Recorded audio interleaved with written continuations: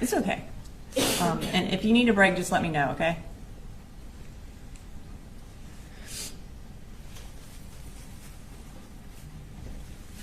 I was the first person out, so once the police officers came, I went out the classroom, and I remember seeing Christian, and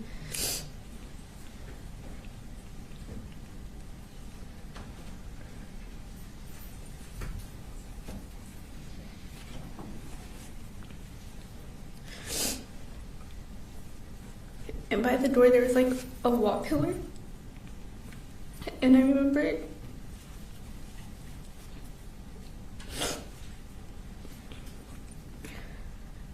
they sat me down, and that's when I had to call my mom. And then as I'm on the phone with her, I see Mason on the floor.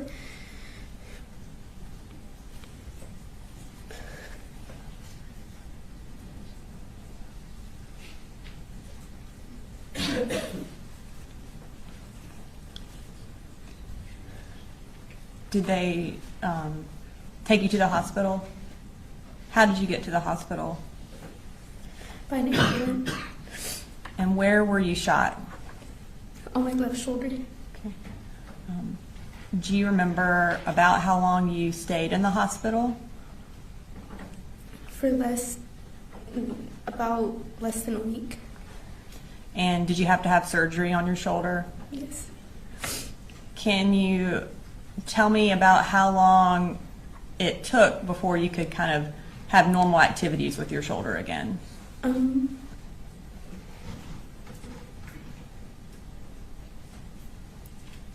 About 6 months. And was there anything that you weren't able to do that you normally did because of your shoulder injury? Yes. Play soccer. And were you on the soccer team? Yes. Did you, kind of as a result of what happened that day, is there anything that is more difficult for you, not talking about physical activities, but emotionally? Like, is there anything that is hard for you now, or that you feel like you've been affected by what happened that day? I feel like just seeing a lot of, just seeing what I saw that day, it just sticks with me.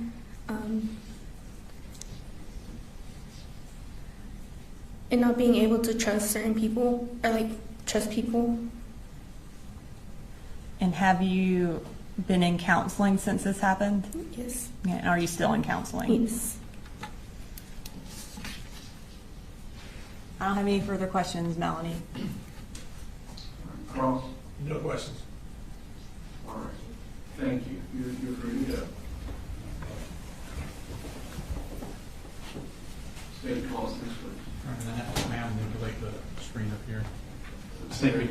Now manipulate the screen. I think because she had control of it, it kind of locked us out of changing things. Yes, sir.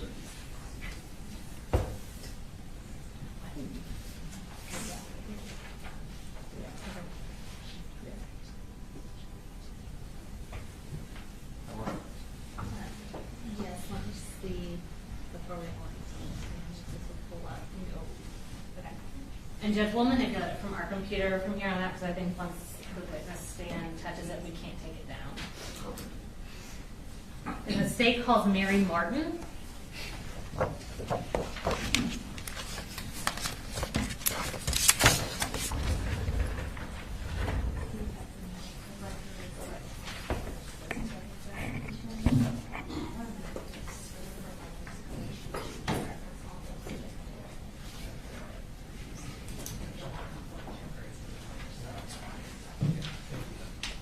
And then this will not go into evidence. This is just a reference.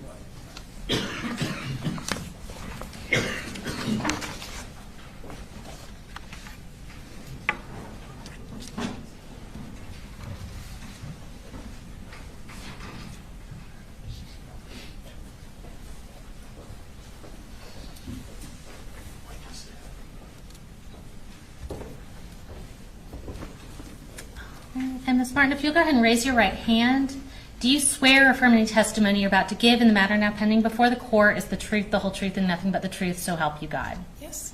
All right. If you can start just by introducing yourself, tell us your name and where you're employed. My name is Mary Grace Talby, and I'm employed at Children's Healthcare of Atlanta at Arthur Blank Hospital. Okay. And was your name previously Mary Martin? Have you since Yes. gotten married? Yes. All right. And what is your role there currently? Currently, I'm an assistant nurse manager in the operating room. And were you in a different position in September of 2024? Yes. And tell us what that was. In September of 2024, I was a circulating nurse in the operating room.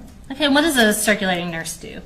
I assist with getting the operating room ready for procedures based on what the case is, equipment, supplies, meds. Gotcha. And can you tell us just very briefly your professional and educational background that led you to these positions? Yes. I started with a Bachelor's of Science in Nursing, and then I passed the National Licensing Exam for Registered Nurses, the NCLEX, and then I completed a perioperative program that prepares nurses to work in the operating room.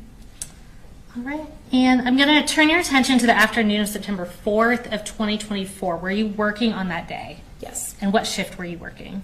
I was working 7 a.m. to 5 p.m. And on that date, did you participate in the care of Melanie Delira Castaneda? Yes. What was your role in her care? I was the circulating nurse in the operating room for her procedure.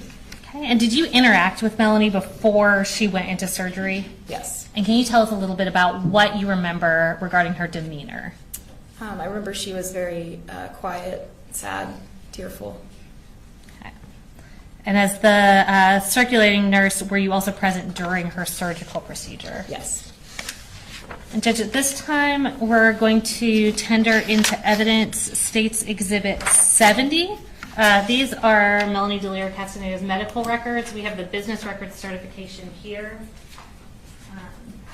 And the records themselves are electronic. I also have, which I previously showed the defense attorney for reference, the relevant excerpts from the medical records for the witness to refer to. Any objection to 70? No objection, Judge. I don't think those would go back to the jury. I think they're a little better. All right, we'll discuss all the issues about continuing witness or otherwise. Yes. Prior to the evening's out, but I'll make a note. Thank you. All right, so thank you, Judge. Starting with the first page on the relevant portions you have printed out for reference, can you start on our patient demographics and tell us this patient's name and date of birth? Yes. Melanie Delira Castaneda, and birth date is June 4th, 2009. And on that same page, will you tell us what her admission diagnosis was? A gunshot wound, arm. Okay. Now going over to the next page that you have, it's labeled page 5. Can you tell us what her final diagnoses were? Yes. Other displaced fracture of upper end of left humerus, initial encounter for open fracture, puncture wound without foreign body of left shoulder, initial encounter, anxiety disorder, unspecified. All right, next I'm going to refer you to the next page, which is page 19. Can you tell us what time Melanie arrived that day? 1:30 p.m.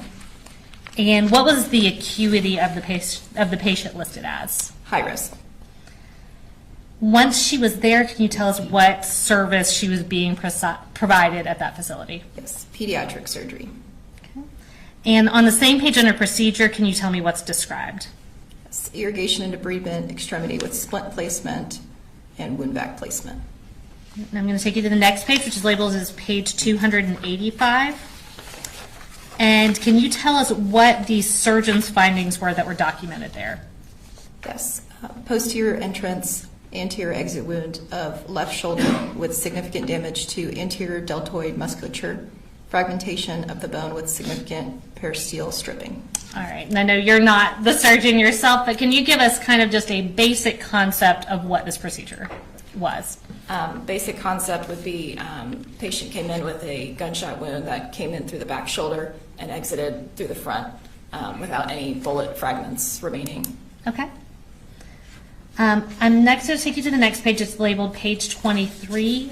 And did Melanie then have a subsequent surgical procedure 2 days later on September 6th? Yes. And was she still inpatient at that time? Yes.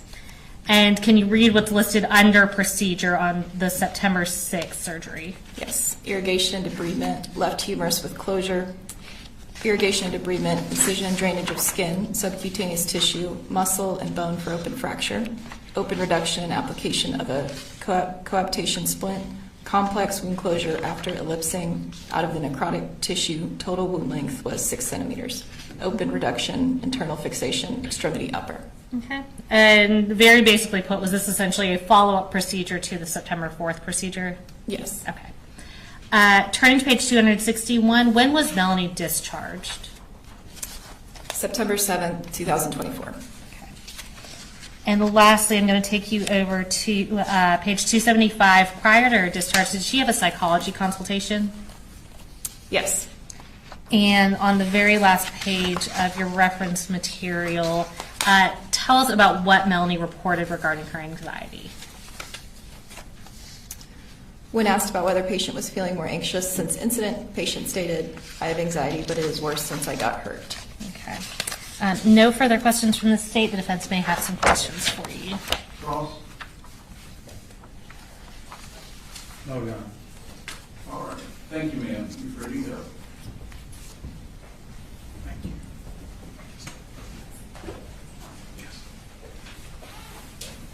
State calls next witness. The state calls Nautica Walton, and Judge, this next witness is a juvenile. All right.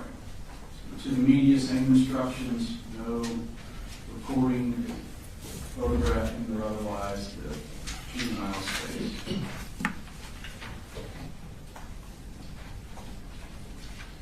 I guess more accurately put, was a juvenile at the time.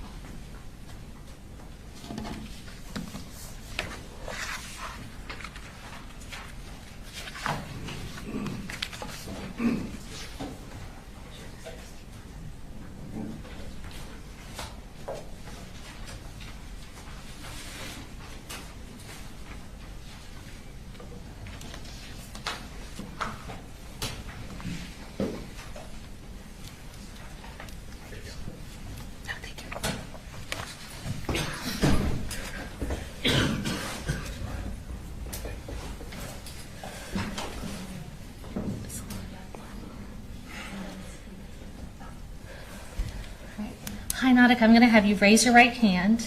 Do you swear to tell the truth, the whole truth, and nothing but the truth, so help you God? I do.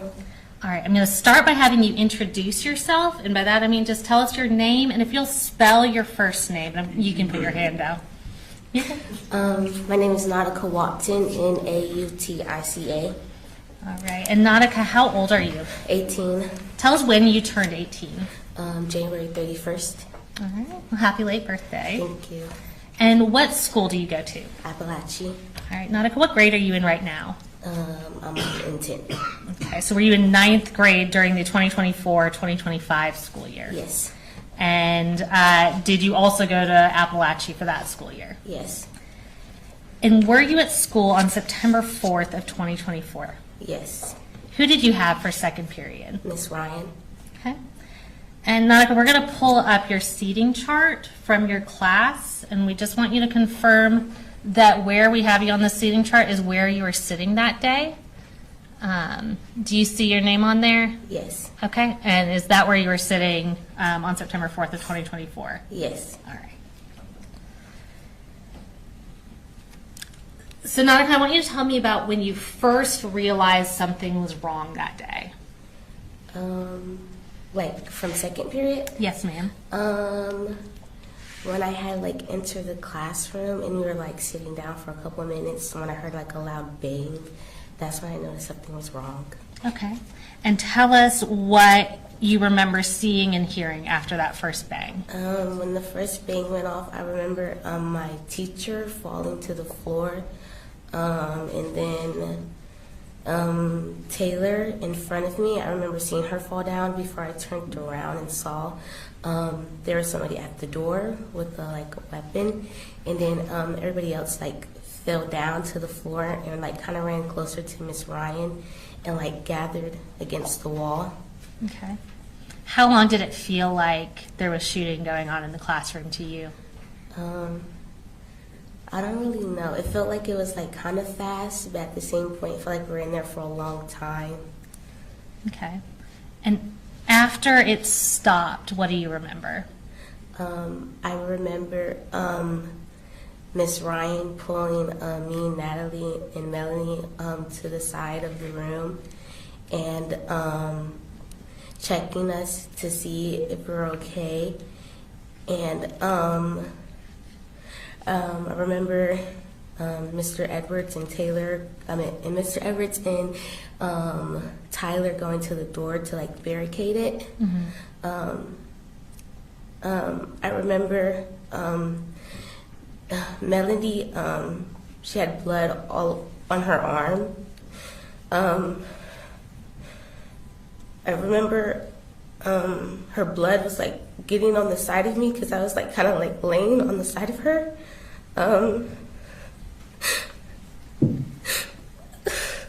And take your time, Nautica. I remember my teacher telling me to stay awake because I was really, really tired and I couldn't keep my body up. I remember Natalie laying on the floor saying that she was hit and crying with a big puddle of blood. And I remember just really like, I felt like a really hot spot at the bottom of my leg. And then I reached down and noticed that I got hit. And then my friend Brittany took off her jacket and wrapped it around my leg. And then I passed out after that. Okay. And Nautica, were you able to, or did you try to call anyone? I called my mom a couple times as soon as it happened. Our book bags were still at our seats. Usually when we first enter the class, Miss Ryan takes them up and put them behind her desk. But that day, me and Brittany kept our phones in our book bag. So after the incident had happened, I asked Brittany to get my phone while everything was going on because I couldn't move my body. I remember her crawling on the floor to go get it and bringing it back to me. And I called my mom several times, but I couldn't hear anything because everything was so muffled.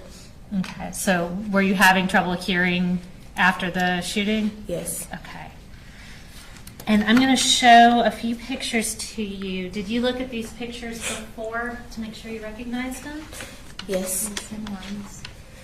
And are those accurate pictures of your clothes that day? Yes. All right, Judge, we would tender into evidence States Exhibits 94 through 97. No objection. 94 through 97. All right, what we're going to do, we're going to pull up versions of that picture on the screen so everybody can see, and we're just going to have you tell us what we're looking at. Those are my jorts. Okay. And did they have to cut those off you when they were providing you medical assistance? Yes. Okay. And we'll show you, and that's 94. We'll pull up the next one. Is that the back of those same shorts? Yes. Okay. And I see a mark on there. Is that blood from your injury? Yes. Okay. And then we'll pull up 90. That's 95. We'll pull up 96. Is that a closer picture of those same shorts? Yes. And we'll pull up 97. And is that the inside of those shorts, that same spot from the injury? Yes. Okay. And Nautica, do you remember how you left from the school? I remember being like drunk, like dragged out in the hallway. I was kind of in and out of it, but I do remember like them cutting, like the emergency people, like cutting up my clothes and like putting this like really tight bandage around my leg, and then putting me on a stretcher and carrying me out to the ambulance. And then once I got out there, I passed out again, and I woke back up when I was in the ambulance and we were driving. All right. And who else was in the ambulance with you? Melanie. Okay. And this injury to your leg, does it still affect you to this day? Yes. Tell me how. I can't play any sports because it messes with my nerve. My leg gives out sometimes. I have like random flares. When it's really cold outside, it's like kind of hard for me to function because like my leg gives up sometimes and stuff like that. So I don't do sports or anything. Okay.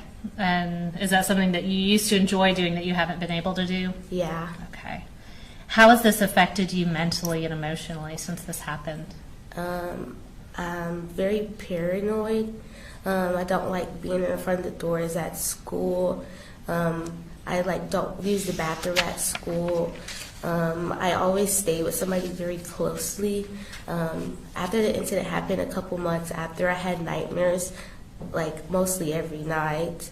I say I became kind of more distant from my friends, and I kind of became more depressed and like sometimes wanted to harm myself. All right. I don't have any more questions for you, Nautica. Thank you so much. I'll come get those pictures from you. Carlos? No question, Judge. All right. Thank you. State calls Nick. State calls Nick Ridge.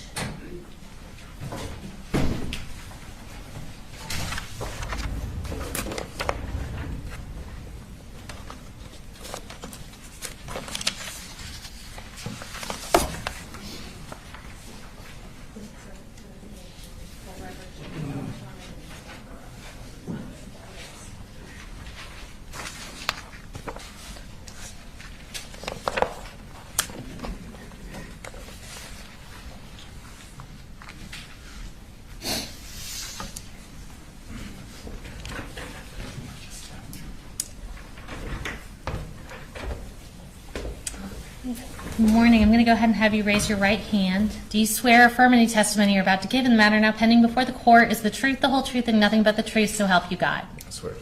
All right, you can put your hand down, and if you'll just introduce yourself to the jury and tell us where you're employed. My name's Nick Ridge, and I work at Northside Gwinnett in Lawrenceville.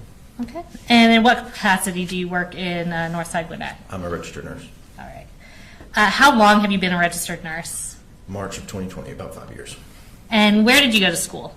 Nursing, I did at Augusta University. Okay. And what are your current duties as an RN there? Currently, I'm a critical care float nurse, so I work in the ICU and the ER. And were you working there in the same capacity on September 4th of 2024? No, at that time, I was a team lead in the ER and a trauma nurse. All right. Turning your attention specifically to the afternoon of September 4th of 2024, were you working on that date? I was. And what shift were you working? 7A to 7P. And did you participate in the care of Nautica Walton? I did. All right, I'm going to introduce under the business records exception into evidence Nautica Walton's medical records. The records are electronic on the hard drive. This is State's Exhibit 93, and this is the business record certification. And I'm going to provide for your reference some printed out relevant portions from those records. Any objection to that? Same objection, Judge, as to going out to the jury. We'll discuss that later. 93 submitted in evidence. So regarding Nautica Walton, what role did you have in her treatment? I was the primary trauma nurse that day. All right. I'm going to get you to speak up just a little Sorry. bit. You're fine. There's a microphone right in front of you.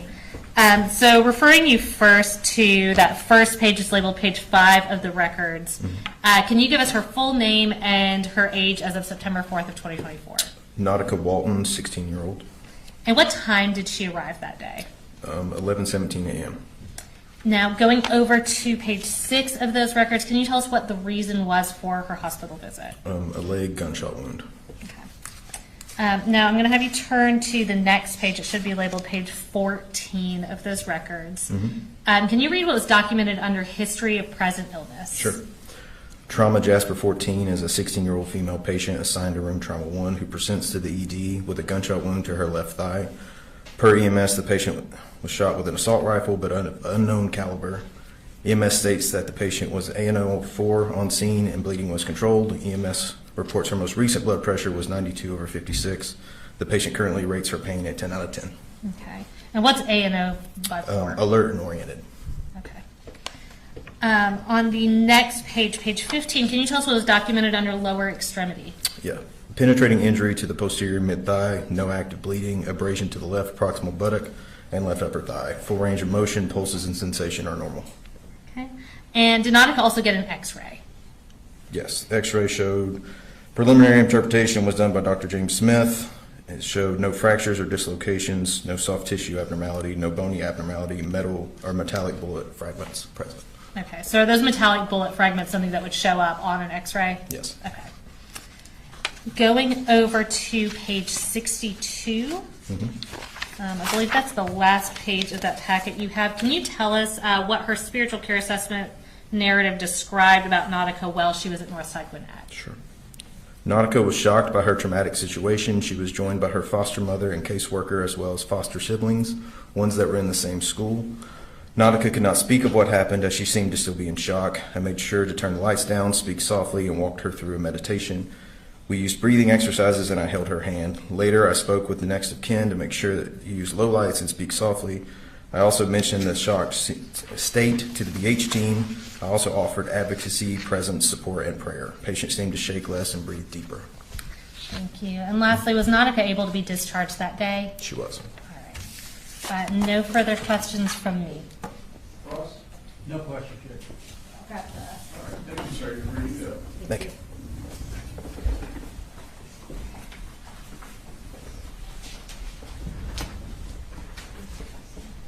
State call stand, please. The state calls Taylor Jones.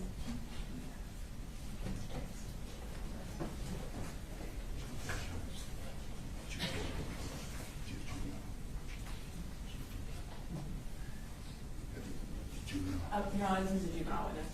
All right, media, same precautions. We have another juvenile testifying.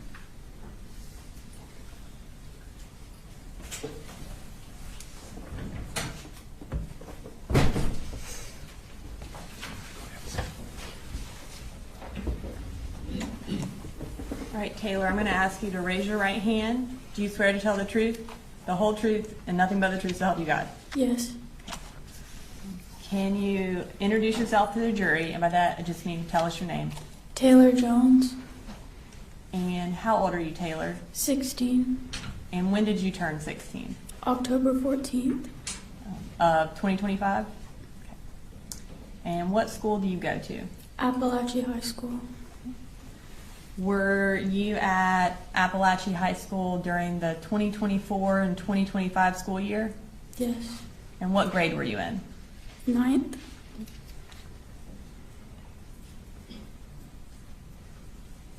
Did you go to school on September 4th of 2024? Yes. Okay. Do you remember who you had for second period? Miss Ryan, And what type of class was that? Algebra 1. All right. I'm going to show you a class seating chart. It's going to be right in front of you. Is that where that red circle is? Is that where you were seated? Yes. Okay. Do you remember if that was the first time you were seated there? Had your seating chart changed that day? Yeah. Okay.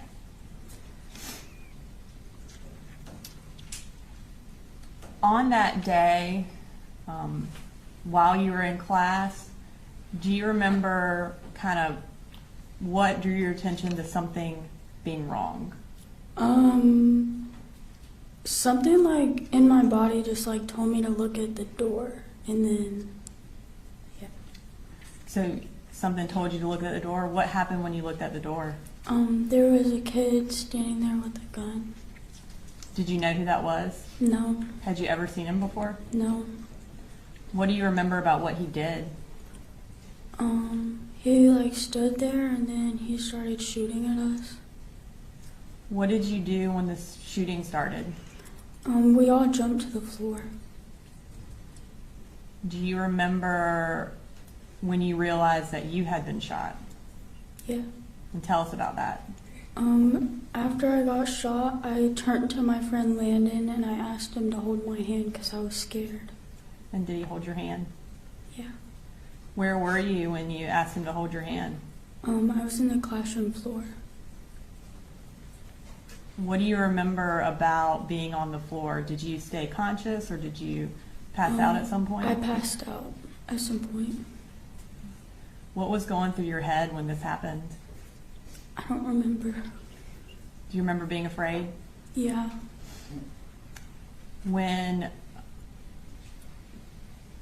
How long do you think it took before you were taken out of that classroom? I don't know. Did you stay kind of unconscious until they took you out? Yeah. Do you remember where you went after they took you out of the classroom? They put me in a helicopter and I flew to Grady. Where were you shot? In my leg. So you went to Grady Hospital in Atlanta? Yeah. Do you remember how long you had to stay at Grady Hospital? Like a couple weeks to a month. And while you were there, did you have to have surgery? Yes. Was it more than one surgery? Yes. Do you know how many surgeries you had to have? No. Since you were hospitalized that first time, have you had to be hospitalized more than that? Yes. Do you know about how long you've had to spend in the hospital since September 4th? I spent like months. Months? How have your activities been limited since you were shot? I can't really do any of them anymore. What activities did you used to like to do that you can't do anymore? I used to play volleyball. Were you on the volleyball team at school? Yes. And have you been able to go back to the volleyball team? No.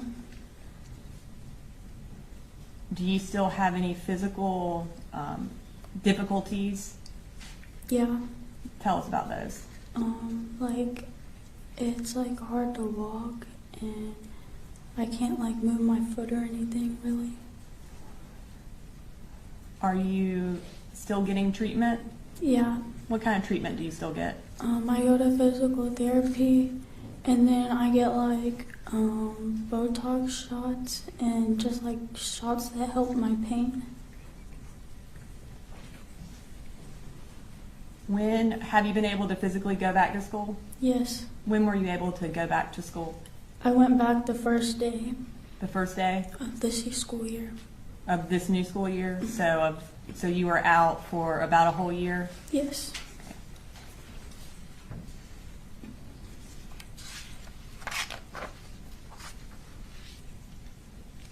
In addition to having to go to physical therapy, do you also go to counseling? Yes. So beyond the physical injuries you've described and your physical limitations, can you tell us about how else this has affected you? I don't know. Okay. And that's okay. Are you nervous today? Yeah.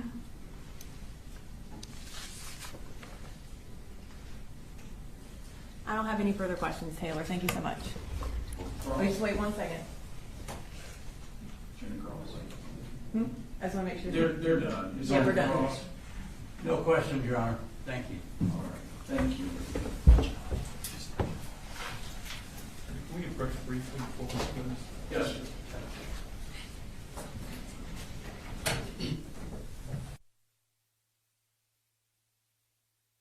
My wrist and I saw it. What did you see? It was very blurry because it was very quick. Mm-hmm. I think I was subconsciously trying to not. Once I registered that it was blood and what exactly it was, my brain kind of blocked it out. Okay. And I knew what it was. It was a hole. There was a hole? Right. Where in your arm was the hole? Okay. So kind of the wrist and towards your elbow? Yes, and then I didn't know this at the time, but I had also had another one up on around my shoulder. Mm-hmm. So you were shot more than once? Yes, seemingly twice. Twice? Yes. Okay. So you've now noticed you've been shot, and I think you said you were screaming? Yes. What were you screaming? I got shot. I'm a kid and I got shot. Okay. And what happened at that point? It was very quick. I think I fell over, or Miss Ryan was telling us to get down. Mm-hmm. I can't remember anything that anyone really said. I might have blacked out for a moment, but I was at some point. I was on the floor and I was laying down. Okay. Where about in the room were you on the floor laying down? On the side of the wall. Okay. Was anyone with you? Yes. Who was with you? Miss Ryan. Okay. And what was she doing? She was holding my hand. I'm pretty sure she made a tourniquet. I wasn't really looking because I was trying to not see it. Mm-hmm. I think she was making a tourniquet, or she was covering my hand so that I wouldn't see it. Could you repeat the question? That's fine. So you're laying there by the wall, and Miss Ryan's with you. Yeah. Do you move away from that wall before anyone, like medical people, get there? No, I couldn't get up. Okay. Did you see I blacked anything out else for a that bit. was happening around the room while you laid there? Yes, but also no. I was kind What do you of. remember?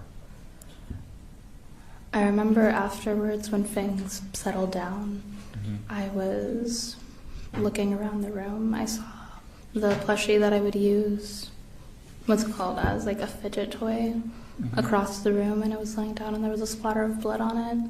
A fidget toy? Yeah, I saw I saw Coach Edwards, and I think Tyler. I'm not sure. They were barricading the door, moving desks and chairs in front of it. Okay. And I remember when the police got in. Okay. I heard a bang. They were banging on it, and then finally they got in. Okay. How long was it before the police came in? I can't tell you. Okay. It was like time stopped. Okay. Everything was moving very quickly and slowly. Quickly and slowly? Time was seemingly moving quickly, but to me it was very slow. Okay. So the police come in. What do they do? They looked around. At that point, I kind of went off on my own. Do you mean And physically or mentally. Mentally. And the next thing I know, they were picking me up by my arms and legs, and they were taking me out and putting me on a stretcher. Okay. Did they say anything to you while they were doing this? Yes. What kind of things were they saying? I can't remember. Okay. Were you saying anything to them? Yes. What were you saying to them? Mainly sarcastic things. I was trying to distract myself. What type of things were you saying? I remember my Crocs. They were starting to slip off, and I was asking. And I asked one of them to try and push them back on, but I didn't communicate that correctly, and so I instead ended with them thinking I wanted them to take them off, so they were thrown across the room, and I thought I would never see them again. They took your Crocs off? Yes. Okay. Were you worried about anything while Yes. they were doing? What kind of things were you worried about?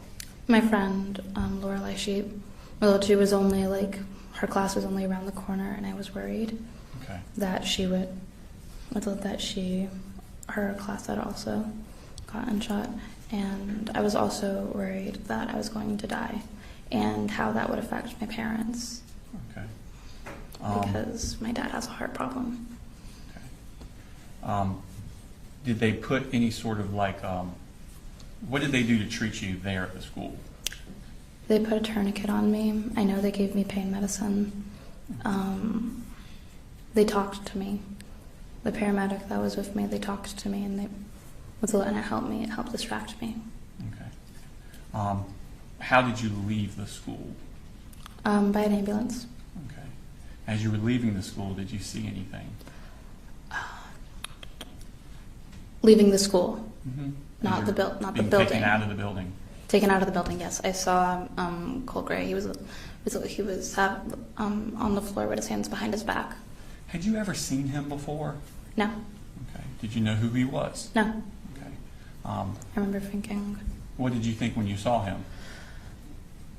I saw red. I was very mad. I hadn't even processed it as a kid when I thought about who would do this. I was thinking maybe an angry parent, some kind of alumni that had a bad experience at the high school, terrorist attacks, anything. I did not think another student that had no reason to be in my school with a gun. Did you say anything to him when you passed him? Yes.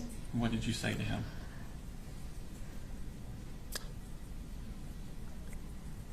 Am I allowed to say that? And Yes, ma'am. you fucking asshole! I swear. I'm pretty sure I said I swear I'm gonna fucking kill you.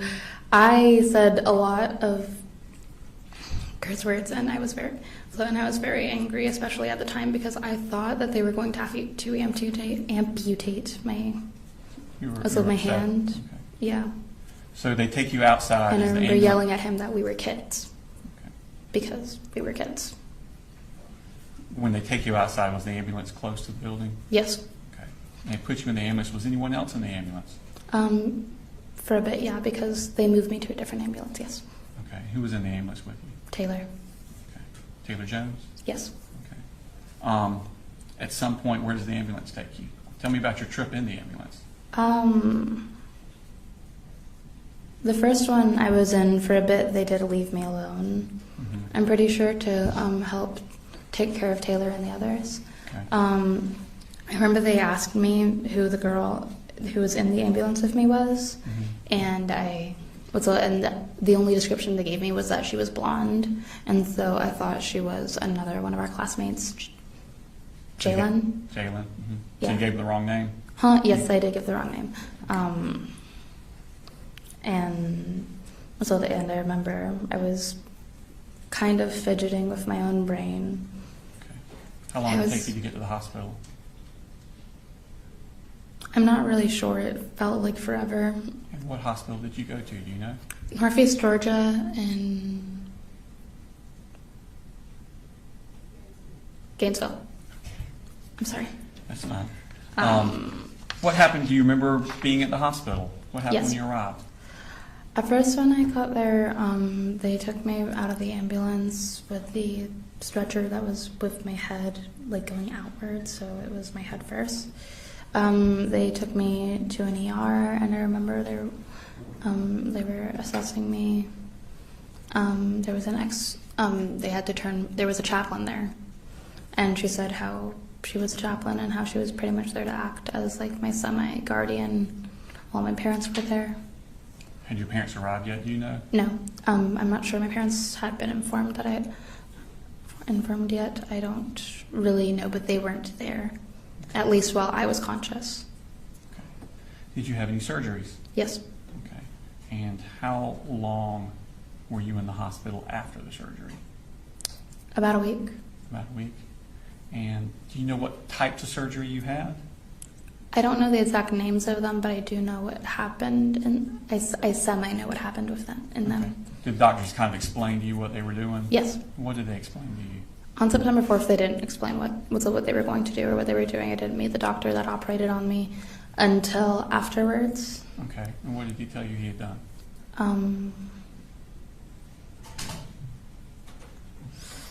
I can't really remember the exact medical terms. I know they had I don't tried need medical some terms, things, just but I need teenager terms. they had. What was your police- understanding of what they had done to you? They had taken some cadaver nerves out of someone else and given me and grafted them onto mine because I had a big because my nerves were severed. Okay. The one that was in around my wrist, and also we didn't figure this out until a couple months later, but also one up my median nerve, I think is it's called, up around my shoulder was also. You said you were They in the closed ho- it and they fixed it. You said you were in the hospital for a week after that surgery. Did you have other surgeries during that week? No. Okay. When you came, did you come home after that? Yes. When you were home, was there any issues with your arm? How did your arm feel? How were you able to use your arm? I couldn't, and I didn't feel it. Okay. Were you in a cast? No, because they had to. I had gauze and stuff, and it had to be changed out every day. So I wasn't ever in a cast. I was in a brace/splint, Okay. and they'd have to unwrap it daily, so that way. Were you able to use your hand? No.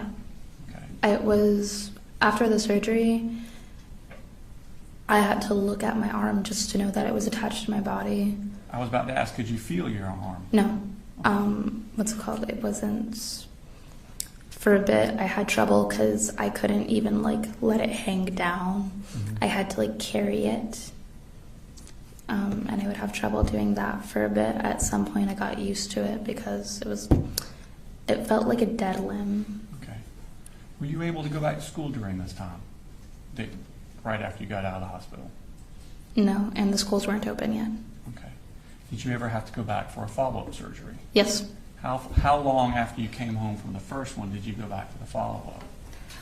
My second surgery was on September 2nd, 2025. So a year later? Yes. Oh, okay. They wanted me to heal as much as I could by myself before they went in, and they did anything else because if I could heal by myself, they didn't want to put me through the... Okay. Well, then let's go back a little bit then. During that year, did it start getting better, your use of the arm and the feeling in your arm? Yes. Okay. Tell me about that. Tell me about that. So for, I want to say maybe 2 or 3 months, I couldn't really do anything with my hand. I had to have to use my mouth as like a second hand. You used your mouth as a second hand? Okay. Yeah. I can't tell you exactly how many months from the shooting it had been till I was able to move I could semi-move my fingers afterwards, but it didn't feel like it. Like my brain was sending the signals to my hand, and they were receiving them, but I couldn't really tell. It felt like they weren't moving. Okay. And it wasn't until I look at it and I'd see that it was moving that I knew, like, oh, that is working. Were you doing physical therapy at this time? Yes. What kind of things were you doing for physical therapy? It was a lot of stretches in the beginning. Mm-hmm. I couldn't physically move my hand. I couldn't move my wrist until maybe 6 months, maybe. Mm-hmm. I'm not sure. That's probably not the correct time span. I couldn't move my wrist at all by myself. By myself, moving it up or down. Okay. And so at some point you went and had this second surgery in Yes. September 2025. Yes. What were they telling you they were going to do? They took sural nerve from my left calf, a sensory nerve that I didn't really need, and they mixed it in with with the cadaver nerve graft they had given me on September 4th because since it's sural nerve, it's on foreign DNA. Okay. And so my body was less prone to reject it. Since it was yours, it was. Okay. Yes, because I'm the cadaver nerve. How long did you stay in the hospital after that surgery? I left the day of. Day of. Okay. Yes. Since that time, have you noticed a difference? Has it been getting better? Yes and no. Okay, well, tell me about the yes first. I'm using my hand more. Even if you see now, I'm actually fidgeting with my hand. Okay. Before, it would just kind of sit off to the side, or I'd sit it in my lap and only use my right hand. Okay. I'm able to use it more now. Can you feel better? But also, Can you feel your fingers better than you did before the surgery? I want to say yes. It hasn't been long enough really to see any effects. The main thing that I notice after the surgery now is it's now fully healed, because after the surgery it was a lot of waiting, just for it to close up and me to get back to what I was doing before I had it. Okay. And then I want to say I use my hand more now. Okay. And you also said no, it's not better in some ways. What was that? Just that I can't see. Like how people's their faces change a lot over time, but you don't really notice that change in your face, but everyone else will. Okay. Just because I'm living with it every single day. I don't really notice because it's gradual and small over time. Today, are there limitations of what you can do with that? Yes. hand? And what are those limitations? I can't text. I can't move my thumb outwards, which you use a lot. Opposable thumbs are important. Yeah, I don't have an opposable thumb. My thumb can go like that. I don't have complete independent finger function. Mm-hmm. If you see, I can't move my fingers. So you can't move one at a time? Yeah, they can't. They can move together, but which makes doing a lot of fine motor tasks extremely hard. I can't tie my shoes. How stuff about like that. Pain? Is there any pain today? Today, no. it was after the shooting, I had a lot of pain, and it slowly quieted over time. When I do have it, it's not constant and consistent. It's like sharp and like sporadic. Like, I'm trying to think of an analogy, but I can't find one. Just, it happens sporadic and randomly sharp pains in my wrist, my thumb, and stuff like a needle coming out of my skin. Okay. So Natalie, we talked a lot about your physical limitations and healing. What about your emotions? What were they like directly after? Did you have some emotional issues after this? I'd like to say yeah. I'm sorry. I'd like to say yes. In what way? Afterwards, I couldn't place where my emotions were. If you told me how I was feeling, I would say I was okay or I'm fine, because I couldn't find the correct adjective to use. Okay. I guess now I would use the word distraught, dazed. Okay. I couldn't. I had PTSD afterwards. Even now, my brain now goes to worse possibilities, and just everyday things. Driving, I think someone could crash into our car right now, send us flying off the road, and we could all die. When someone knocks on the door in my classroom, I think, do they have a gun? Before I think, oh, it's Alex coming back from the bathroom. I'm just using a random name. We talked about you doing physical therapy for your physical limitations. Are you doing counseling for your emotional issues? Yes. Okay. And how's that going? It's going good. I haven't had any in about 2 months, but that's just that's just personal stuff with scheduling. But I'm going to be back in counseling soon. Okay. And I was in therapy before the shooting as well. Okay. So Natalie, I don't have any more questions for you, but the defense may have some. Thank you very much. Mm-hmm. Cross. No question, John. Thank you. Thank you. You're good to go.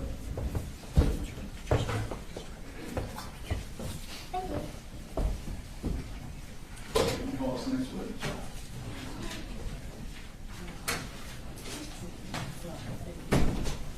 The state calls Taylor Lawrence.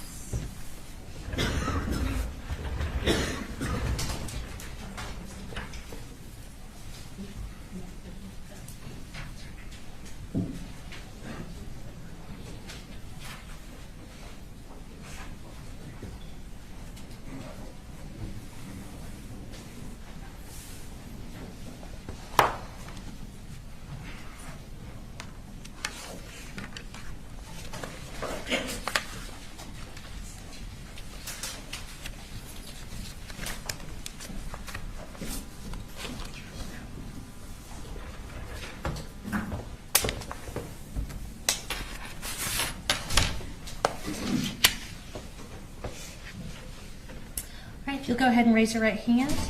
Do you swear or affirm any testimony you're about to give in the matter now pending before the court is the truth, the whole truth, and nothing but the truth, so help you God? I do. All right, you can have a seat. And if you want to start just by introducing yourself to the jury, tell us where you're employed. I'm employed with Georgia Bureau of Investigation. My name is Taylor Lawrence, and I'm a crime scene specialist, special agent. All right, and what GBI office are you out of? I'm out of Region 8, Cleveland. Okay. And even though you work out of Cleveland, did you provide assistance in the Apalachee High School shooting investigation on September 4th of 2024? I did. And how did you become involved with that? I interviewed Natalie Griffith. Okay. And where did you respond to do that? I was told that there was a victim at Northeast Georgia Medical Center in Gainesville, Georgia, and at that time I didn't have a name. And once I got to the hospital, that's when they told me and showed me to where she was in surgery. All right. And in your capacity at the GBI, was your office and other outside offices coming into Barrow County and the surrounding hospitals to provide assistance to law enforcement on that day? We did, yes. So when you first got to Northeast Georgia Medical Center, were you able to speak with Natalie initially? Oh, I'm sorry. I was not. No, she was in surgery when I arrived at the hospital. Okay. Did you speak with a nurse who was familiar with Natalie's treatment? I did, yes. And did that nurse also provide Natalie's clothing to you? She did. Okay. And what did you do with the clothing once you received that from the hospital employee? When I found the clothing, it was in a plastic bag that the nurses had put all her clothing in. And at that time, I went through the bag to see what clothing was in there and what items were in there. I then photographed a couple of them just to get an idea of what was in the bag. Okay. And was the clothing subsequently put into evidence? It was, yes. Okay.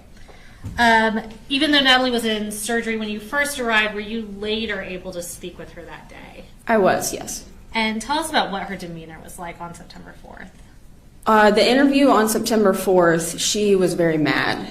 She was very ready to go, kind of upbeat. She had a good attitude about healing, but she was mainly mad. She couldn't recall everything that happened, mainly because her back was to the door.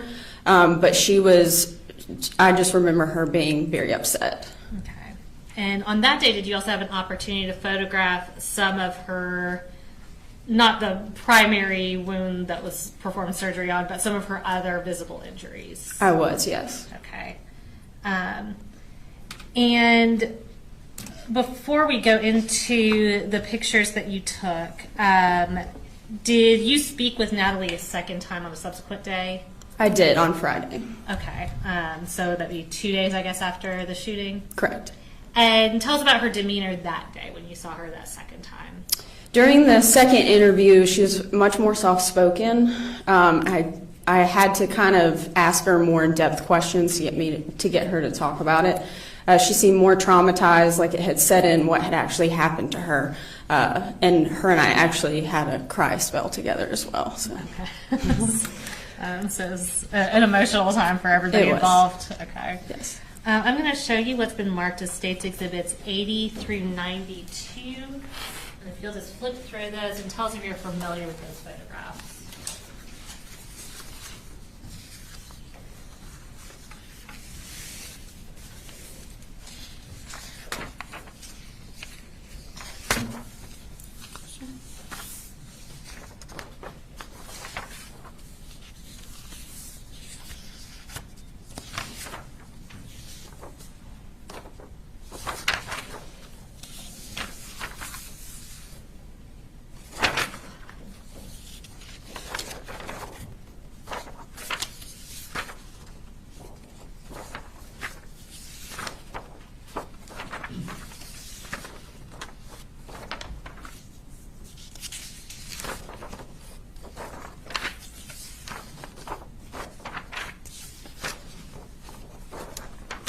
Yes, I am. These are photographs I took.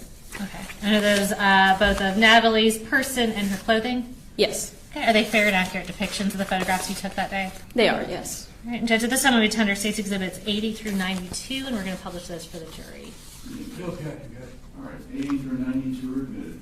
All right, we're going to pull these up on the screens. It should appear behind and in front of you, and we'll just talk through one by one. We're going to start with States Exhibit 80. Will you tell us what that's a photograph of? This is a photograph of the injuries to her right hand. Okay, and by her you mean Natalie Griffith? Yes, sorry. Okay, you're fine. And we'll go on to 81. This is just a different angle of that same hand. Okay, and do y'all use that measuring stick just to give a perspective of the size of the injuries? Correct. Okay. Going on to 82. This is a photograph of Natalie Griffith's chin. Okay, and these are all injuries sustained during the shooting? Correct. Okay. And 83. This is just a different angle of that same injury. Okay. 84.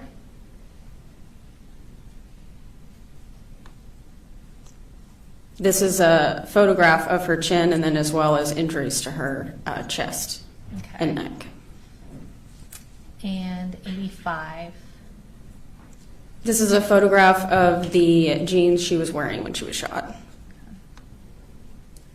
And 86. This is a photograph of the back of the jeans. Okay. And 87. This is a photograph of the T-shirt that Natalie was wearing when she was shot. Okay, and we see the damage done to the shirt. Is it your understanding that damage is from the shooting? I believe part of it is EMS. When they responded to her, they cut some of the shirt, but that is the area where the bullet wound was. And then there's also a hole near the neckline as well that is a bullet defect. Okay. And 88. This is the neckline bullet defect. All right. And can you point on that screen behind you? And it's kind of hard with the black shirt where that defect is. Perfect. Thank you. And 89. This is a photograph of the inside of the T-shirt. I'm just photographing all sides of this defect. Okay. States 90. This is the bra that Natalie was wearing. Okay. And 91. This is a mid-range view of a bullet defect in her bra. Okay. And 92. And here I'm just showing how large the hole was. And I do not have any additional questions for you, but the defense may have some. I'll come grab this. Cross? No question, John. All right, thank you. Here you go.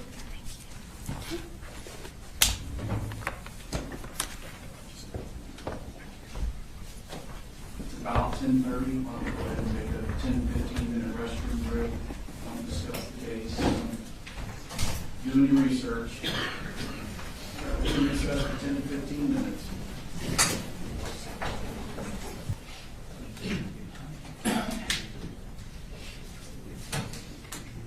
Your Honor, Yes, ma'am. just briefly, our next witness is a medical witness for Natalie Griffith, and there are some pictures we are showing for him that are graphic. So I just wanted to, I guess, put it on the record for the purposes of the media, not recording it, and for anyone in the audience to know that there will be some graphic pictures being shown.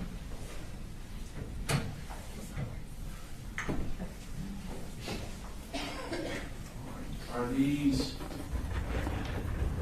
are from the hospital? Yeah, the hospital pictures. Yes.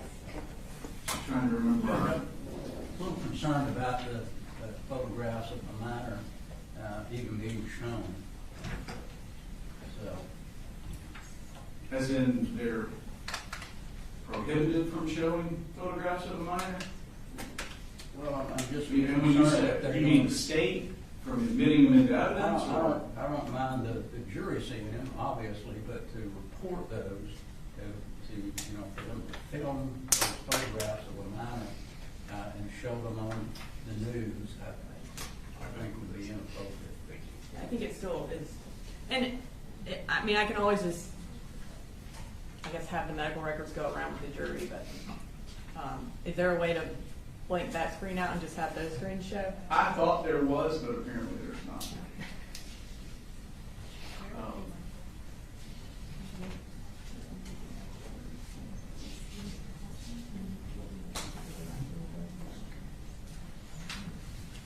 Let me preview the Would the court like to see those photographs, maybe? Yeah, I'm good. I'd like to preview.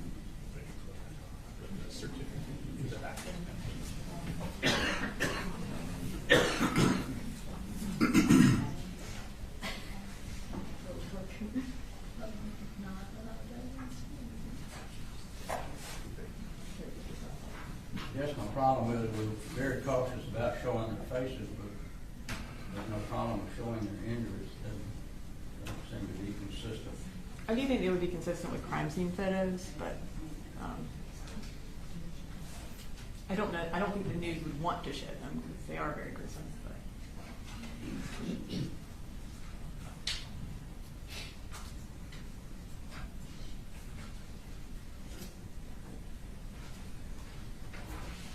All right. Yeah, I don't know that they were discussed directly on point at our Friday motions. Having viewed the photographs, I would agree that they are not likely something that the news would publish or broadcast. I don't see any benefit to the general public via the media seeing these photographs. So I'll go ahead and direct the media not to record or transmit the photographs, as at least a couple of them are very, I'll use the word gruesome.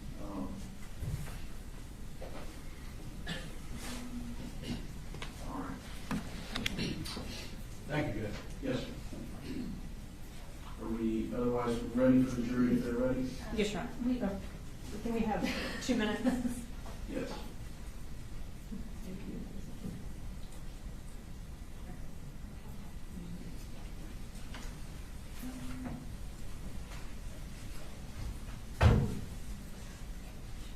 And Ms. Brooks, is this your witness? Yes, Your Honor. If you just want to make some sort of cautionary statement to the jury right before you Yeah. publish them, just.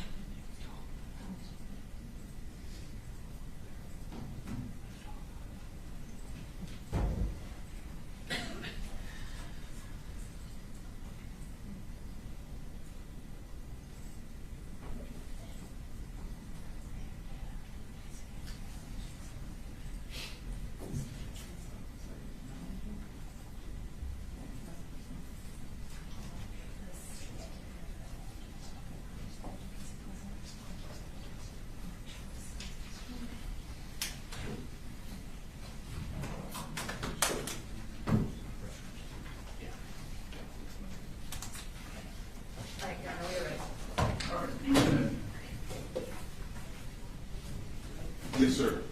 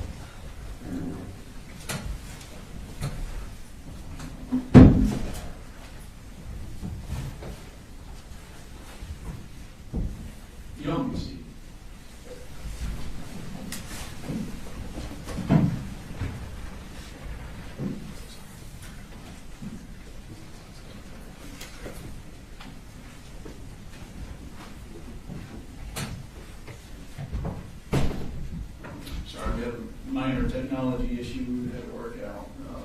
State calls next week. The state calls Sydney Garner.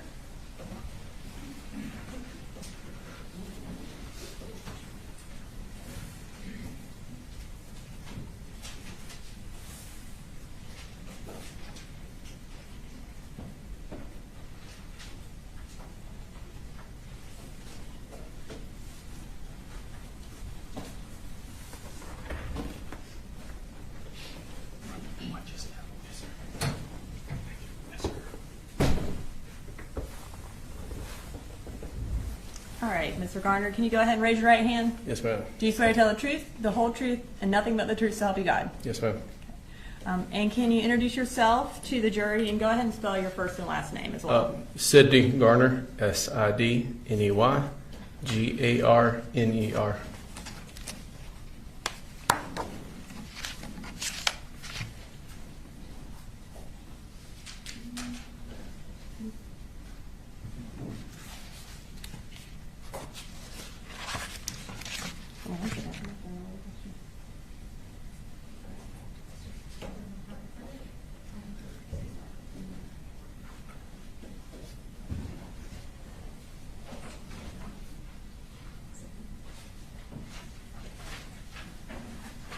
Sorry, I somehow inadvertently thrown away your questions.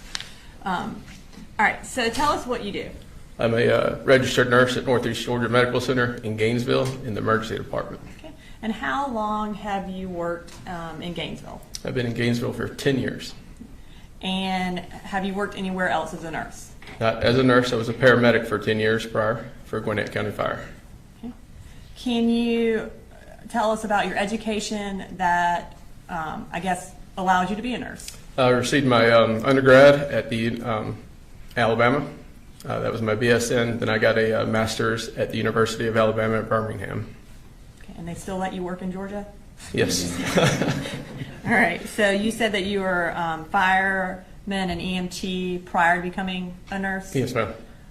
In that profession, did you have the occasion to come across emergencies, gunshot wounds, that sort of thing? Yes, ma'am. Okay. About how many of those types of incidents where there was a crime committed or someone had been shot did you come across? Countless. I couldn't put a number on it. Yes, ma'am. Now, you indicated that you work at Northeast Georgia in Gainesville, and you indicated that you are an emergency room nurse. Can you tell us what that means? Like, what do you do? I'm currently an assistant nurse manager. I've got 30 employees under me in the department.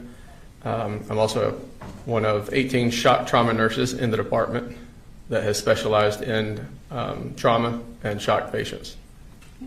And tell me how that differs from being a regular ER nurse when you're dealing with shock trauma patients. Specialty training, extra meetings every month as well. Okay. And is there a shock trauma nurse on every shift? Yes, ma'am. Okay. I'm going to turn your attention to the afternoon of September 4th of 2024. Were you working on that date? Yes, ma'am. And what shift were you working? I work 11 a.m. to 11 p.m. And what was your role on that shift? My role on that shift was team lead that day. I was over what we call the A area, or our trauma area in the department. And as team lead, what is your job? My job was to oversee the nurses, 4 nurses in that zone, to oversee 10 patients in that area as well. So was there a separate shock trauma nurse on duty? Yes, ma'am. Okay. Did you participate in the care of Natalie Griffith that day? Yes, ma'am. And how did you end up participating in her care? I was the lead charter in the room when she arrived. Okay. And did you sort of take over the role of shock trauma nurse as well? Yes, ma'am. The shock trauma nurse that day was a newer nurse, and the charge nurse had asked me to take on that position due to the news of a potential shooting in the area. And was that kind of based on your previous experience as an EMT and firefighter that you Yes, can handle ma'am. this type of situation? Yes, ma'am. What do you remember about Natalie's demeanor that day? I remember her when she came in, she was calm, especially for a 15-year-old. And was she asking for anyone or doing anything? She asked for her mother multiple times. At this time, I'm going to go ahead and introduce into evidence State's Exhibit 79, which are Natalie Griffith's medical records. We're introducing them under the business records exception. Yes. All right, 79 is admitted. Thank you, Your Honor. And I'm just going to hand these to you in case you need them when you're answering ma'am. questions.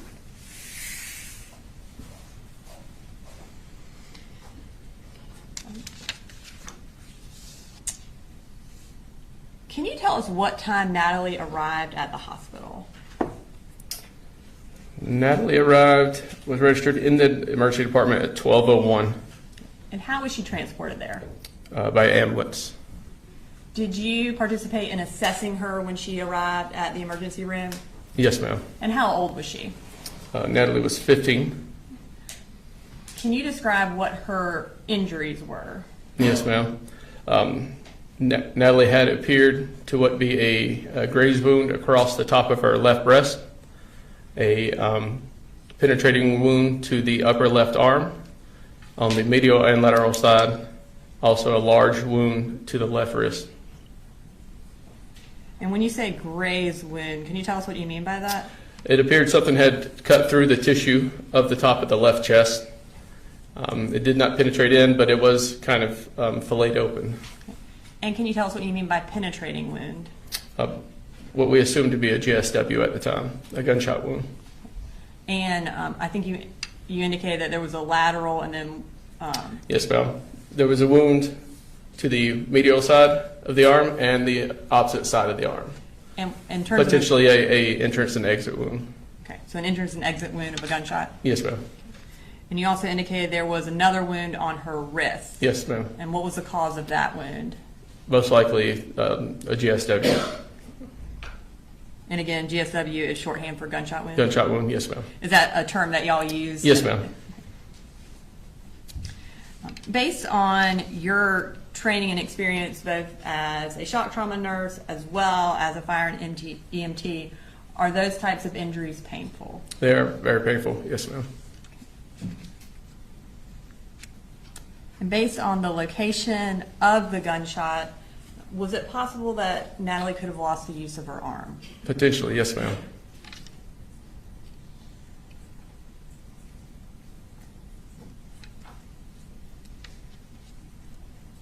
During the course of her treatment, were photographs taken of her injuries? Yes, ma'am. And were those taken at the hospital? Yes, ma'am. And were they also made part of the medical record? Yes, ma'am. And Your Honor, this time I am going to show pictures and display them to the jury. Some of the pictures are graphic, so I wanted to put a notice on the record for the audience as well as the jurors that there will be a few graphic pictures being shown. Thank you. Okay. And we're going to bring these pictures up. They are just part of State's Exhibit 79. So I'm just going to ask you, as I bring them up, this is on page 15 of the medical records, if you could describe what that injury shows. I believe this is the posterior side of the arm, or what I was calling the lateral side, the back side of the left arm, a potentially exit or entrance wound from a GSW or a gunshot wound. And we'll move to the next page, which is page 16 of State's Exhibit 79. And can you tell us what that shows? Yes, ma'am. This is the larger wound that you see towards the middle is what I told you was like the graze wound, where it was kind of filleted open. And then that is another penetrating wound just above the orange tourniquet on the arm that could have been an exit or entrance. Okay. And I assume there was no bullet or bullet fragments found in her arm, suggesting that it exited. Is that correct? That is correct. Okay. All right, we'll move to page 17. All right, can you tell us what that shows? This is the left anterior wrist. All right, and again, that is an apparent gunshot wound? Yes, ma'am. And we'll move this to page 18. It's a different angle of the same wound. Okay, thank you. And there's one more on page 19. And same wound, yes, ma'am. Okay, thank you. As far as the injury to the wrist, was it also possible that she would have lost the use of her wrist based on that injury? Yes, ma'am. While Natalie was at the hospital, what treatment did she undergo? She received IV antibiotic therapy. She went to the OR for repair of that right wrist. Washed out of the left wrist, I'm sorry. Washed out of the left arm as well. And then after the OR on the floor, when she was admitted, she did receive screening for PTSD. And can you just tell us what you mean by washout of the arm? To clean out any debris that might be left in the arm to prevent infection. Does that aid in the healing of the injury? Yes, ma'am. You also indicated that she was screened for PTSD. Yes, ma'am. And what was the result of that screening? The result was positive. And that means that she had screened that she did have PTSD? Yes, ma'am. And can you tell us when she was discharged from the hospital?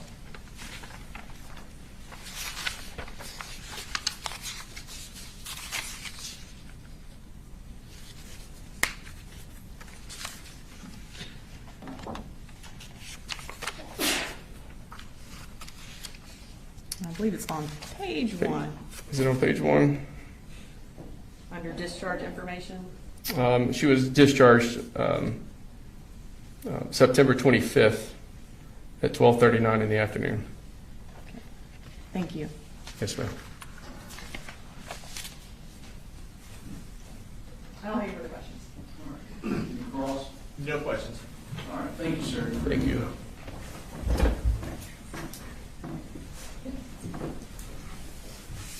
State calls next, please. State calls Jackson Beaver and just is a juvenile. All right, resume the media. We have the juvenile test time, so the same instructions regarding no filming or photographing or broadcasting anything about the witness's face.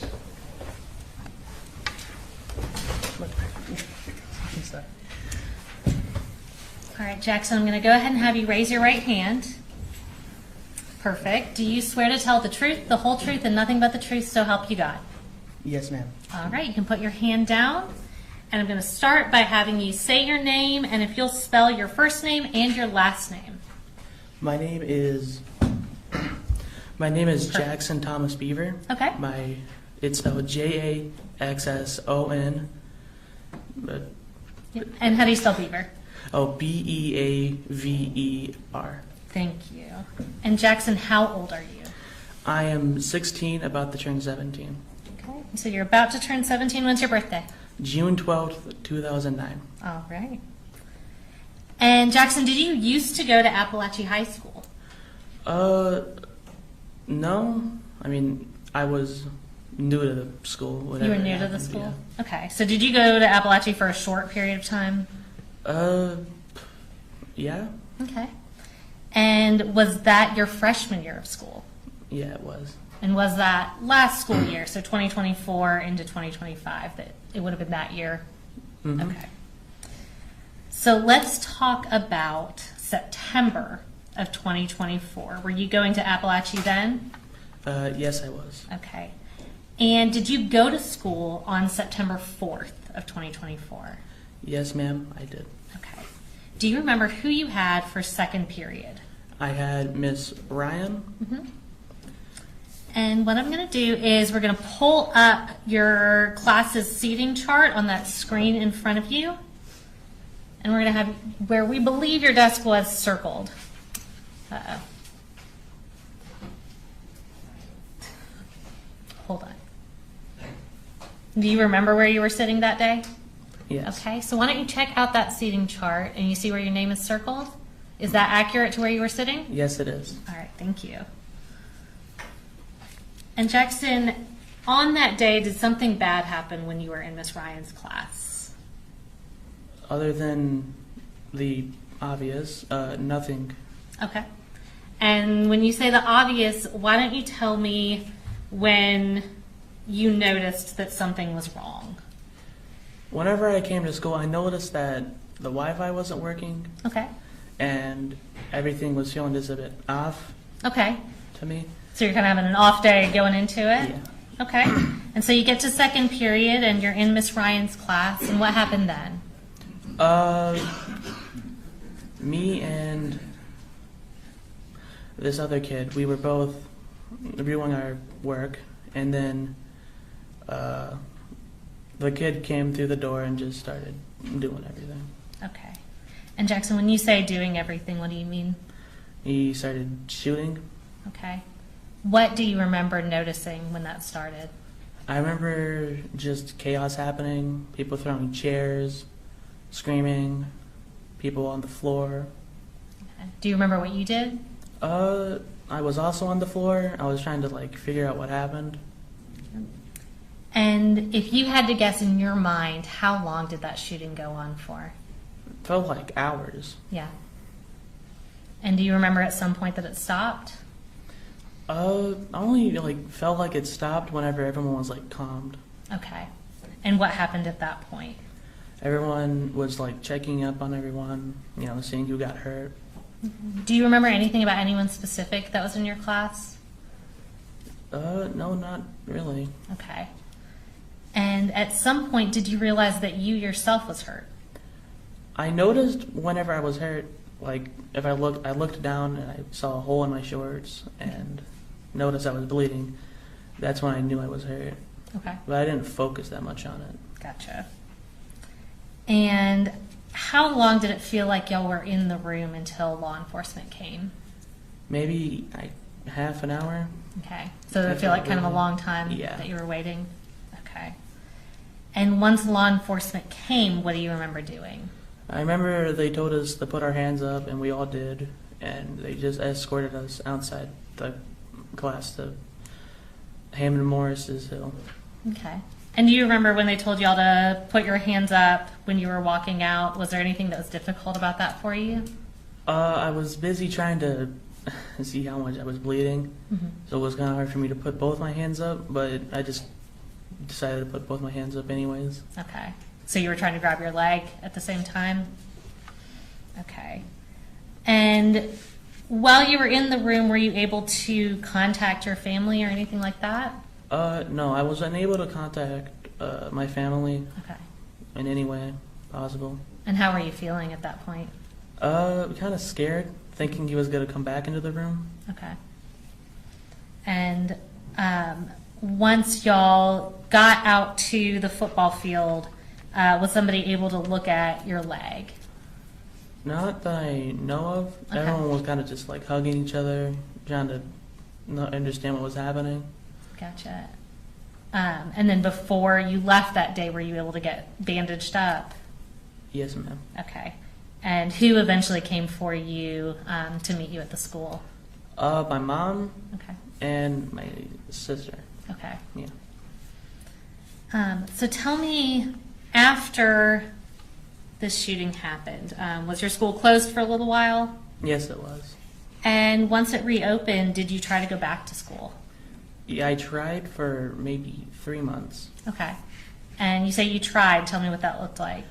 Every time I went back to the school, I would feel like something bad was going to happen again, and I couldn't wait, and I had to go home, right Okay. after. All right. So whenever you were going to school, did you usually make it through the day or not make it through the day? I couldn't make it through the day without worrying about what would happen. Okay. And so what did you end up doing? Do you still go to Apalachee now? We eventually just gave up on going to school, Okay. and we were trying to get us back to school. We were trying to get me back to school. Okay.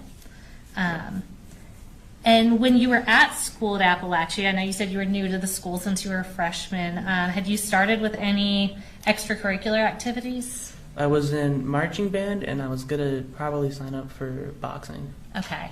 And did you enjoy marching band when you were in it? Yeah, I loved marching band. It was really fun. Okay. So you said that you weren't able to stay in school because you couldn't get through the day. Did that affect your ability to be in the marching band at school? Yeah, it really did. Okay. Because it was also involved with the school. All right. So are you able to do that now that you're not able to go to regular school? No. Okay. Is that something that you miss? Yeah. Yeah. And in your day-to-day life, does what happened to you still affect you, like mentally or emotionally? Sometimes I just forget it happens, but whenever I do, it kind of messes me up a lot. Yeah. Okay. And when you say messes you up, what do you mean? Kind of just lay in my bed and just let the day go by. Okay. All right, Jackson, I don't have any other questions for you. They may have a question for you. Cross. No question, Jay. All right. You're good to go. Thank you, Jackson.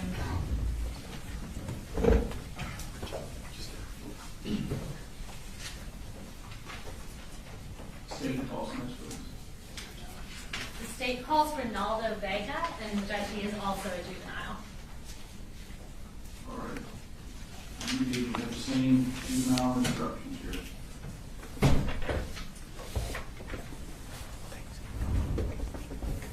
All right, I'm going to start by having you raise your right hand. You put your hand up. Perfect. And do you swear to tell the truth, the whole truth, and nothing but the truth, so help you God? Yes.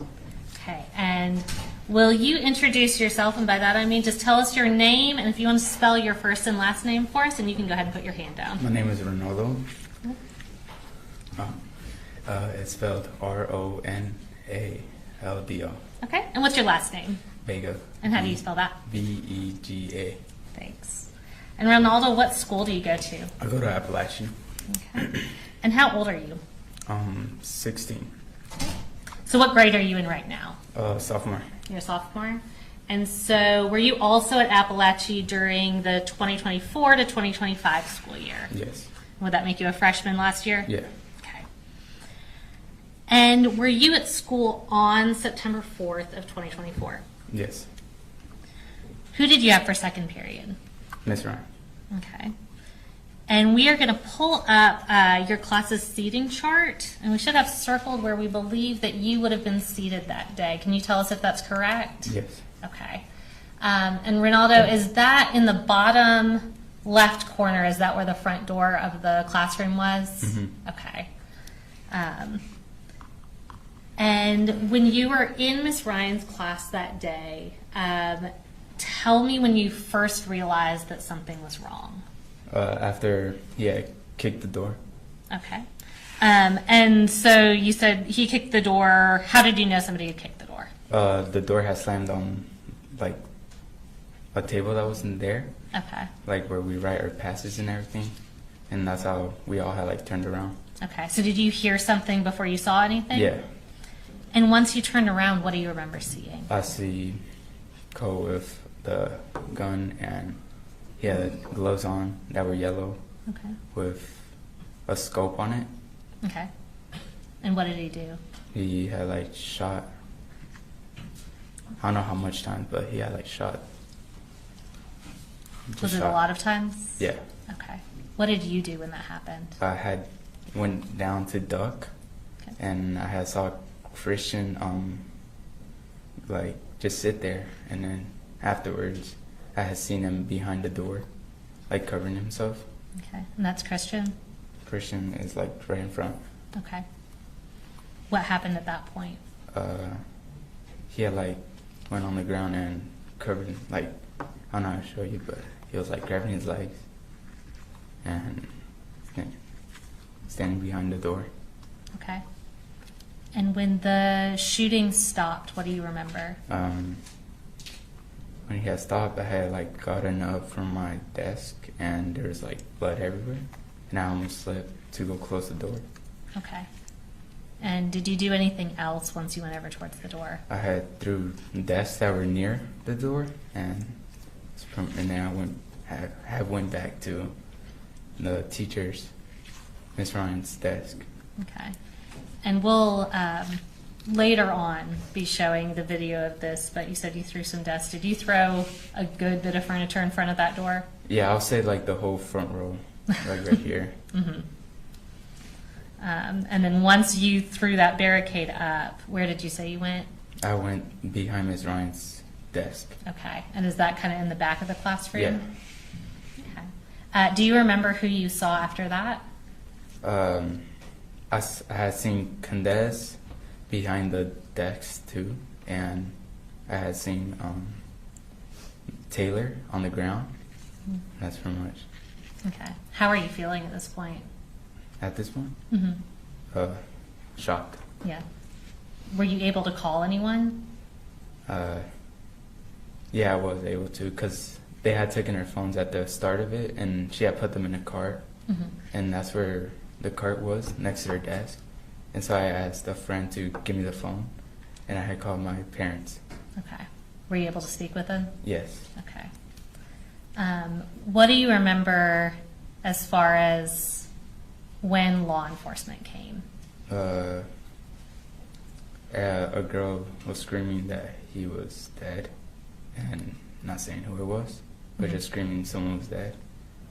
And that's pretty much. Okay. Did you know who she was talking about? No. Okay. Did law enforcement take y'all out of the room? Yes. Okay. And at that point, did you realize who had been killed? Yes. Okay. Did y'all have to walk by Christian to get out of the room? Yes. Okay. Where did y'all go once they took you out of the room?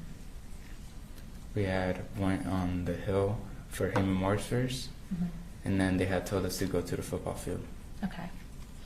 Once you got to the football field, were you able to meet up with your family? Okay. What happened when you were at the football field? I had told the officers that I had been like hit by fragments. Okay. So tell me, Ronaldo, when did you realize, you kind of told us you went in, you barricaded the door, you went to the back. When did you realize that you were actually hit? When I went in the back. Okay. That's where like I saw like two of the fragment entrance. Okay. There's like blood around. And where on your body was it? On my thigh. Okay. And before that point, did you even realize that you were injured? No. Okay. So when you went out on the football field, was somebody able to give you some medical attention? Yes. Okay, so what did they do? They had told me to sit down and relax and gave me like a nutrients bar to like stay Gotcha. healthy. You know? Okay. And how many injuries did you have on your leg? Do you know? It was 2. 2? Yeah. Okay. Was that painful?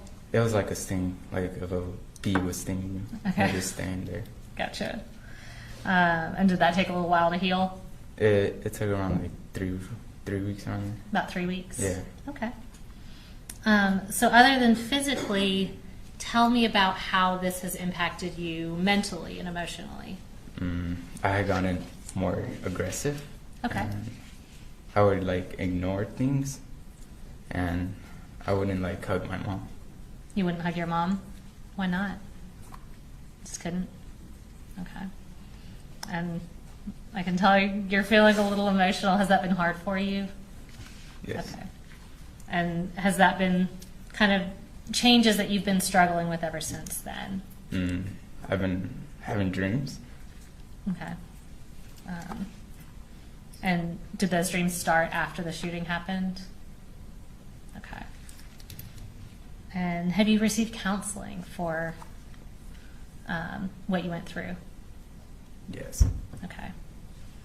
And does this continue to be hard for you emotionally? A little.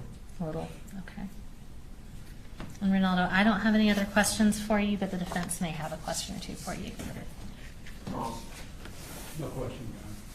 All right. Thank you.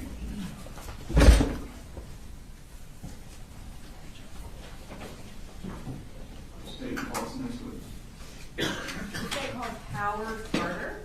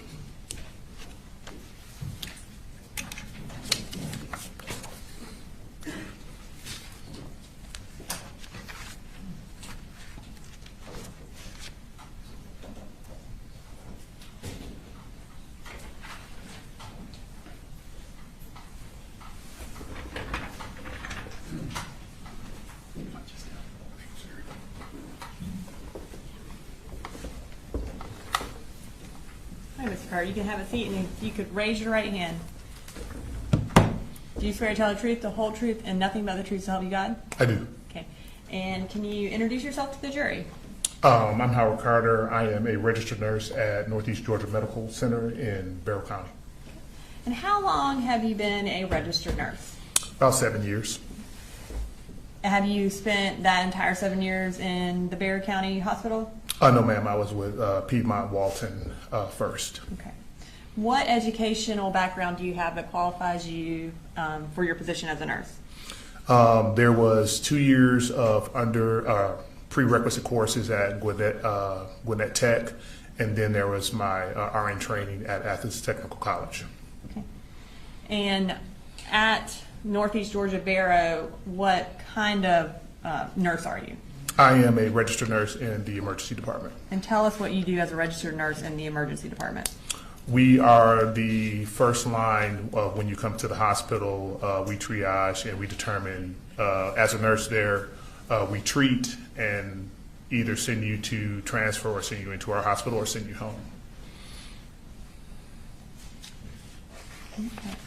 So I'm going to turn your attention to the morning of September 4th of 2024. Were you on duty that day? I was. Okay. And were you made aware that there was a shooting at Apalachee High School? We were. When y'all were made aware of that, did y'all prepare for potentially getting patients? We did, yes. Okay. And how did y'all prepare for that? Without knowing what type of patients we would be getting, we prepared our 2 larger rooms just in case there was serious trauma that came through the door. And did you specifically have 2 patients that you worked on that came from Apalachee High School? Correct. And what were their names? One is, I'm going to say, Ronaldo Vega, and Jackson, I can't remember his last name. Does Jackson Beaver sound familiar? Beaver, correct. Okay.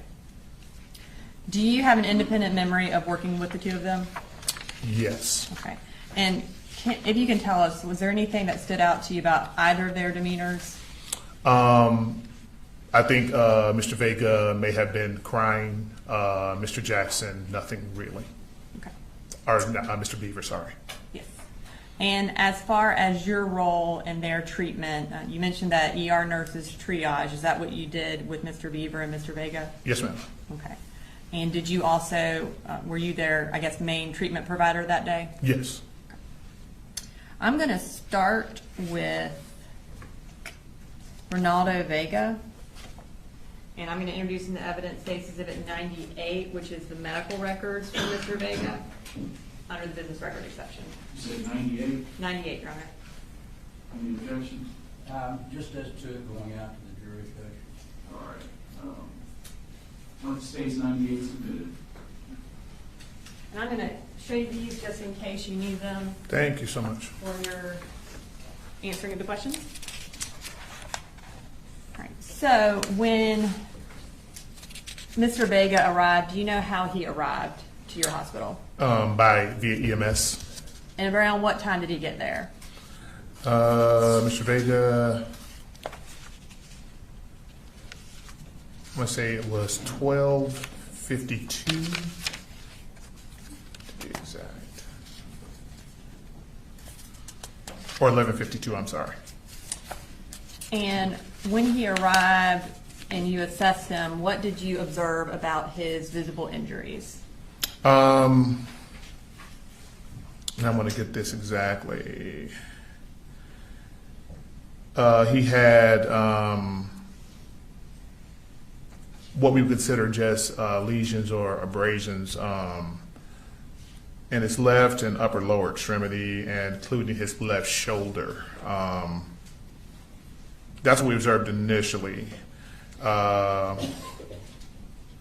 sure I didn't miss anything.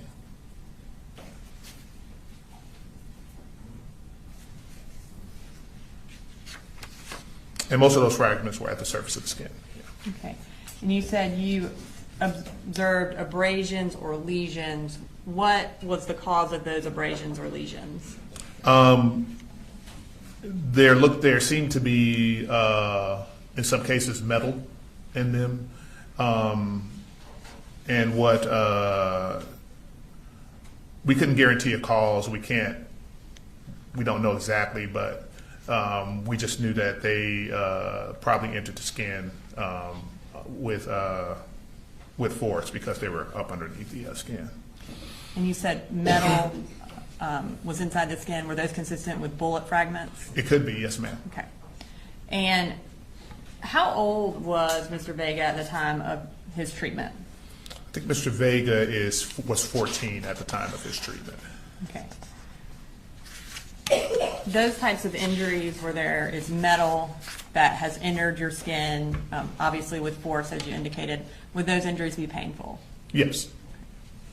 What treatment did you provide to Mr. Vega? We did give him 600 milligrams of ibuprofen, and he also had a tetanus shot. Is that based on the fact that there was metal inside his body? Yes, ma'am. Any injury that causes, injured his body, yes, ma'am. And were you able to remove the metal fragments from his body? We were not,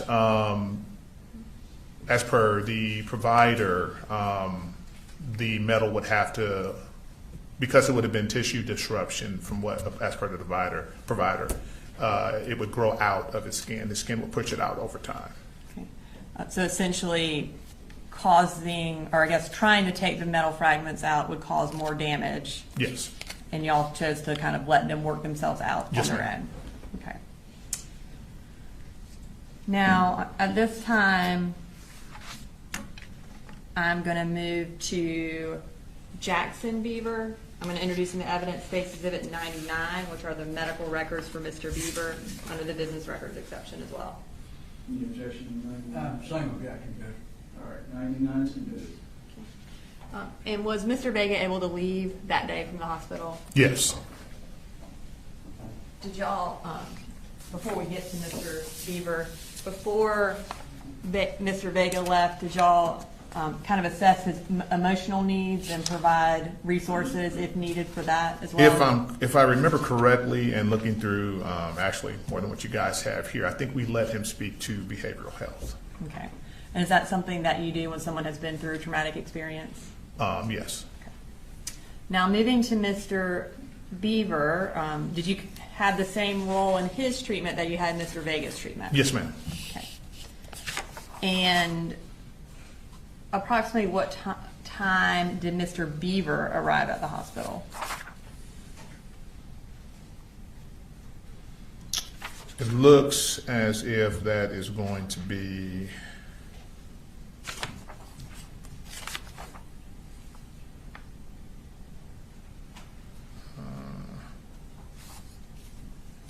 looks like 14, or sorry, military time, 2:49 p.m. Okay. And again, was he transported also by ambulance? Yes, ma'am. All right. And when you assessed him, how old was he? 15, I believe it is. And what did you observe about his physical injuries? Looks like he had, and I'm reading from this, along the lower aspect of the extremity. I'm sorry, I'm reading the wrong thing. That's okay. I'm going to tell you exactly. Oh, there we go. Kind of a, not really a laceration, but an abrasion in the right lower extremity, and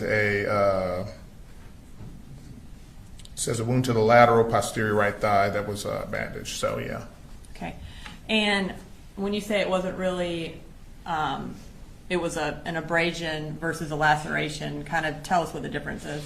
Lacerations, depending on the depth, are in some cases something that can be sutured. A lot of times we don't use laceration when it's something that's not very deep.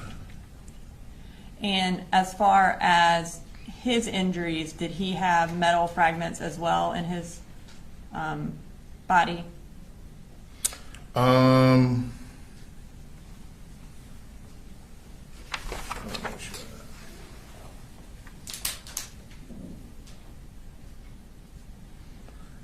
Let's see.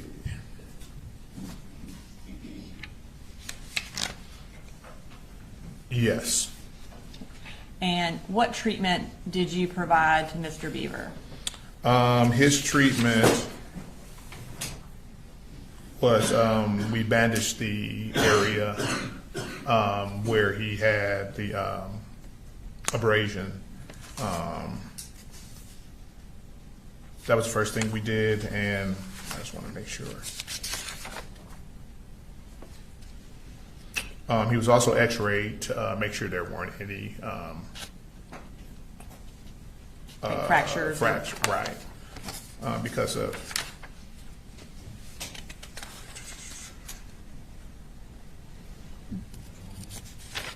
Did you also irrigate his wounds? we did, and he was also given a 600 milligram ibuprofen. And what is the purpose of irrigating wounds? Any kind of wound that you have, irrigating just gives a less chance for infection. And did the metal fragments also remain in his body? Yes, ma'am. Okay. Was that a similar reason because you did not want to disrupt the tissue anymore? Correct. Okay. And was he able to leave the hospital that day? Yes, he was. And was he similarly given the ability to talk to someone from behavioral health because he had been through that traumatic experience? Yes, ma'am. When I looked at the records, it looks as if he also spoke to behavioral health, and they gave him information on outpatient care if necessary. Thank you. I don't have any further questions for you. Thank you, Mr. Carter. Any follow-up? No questions, Your Honor. Thank you, sir. You're free to go. All right, thanks, sir. Bye.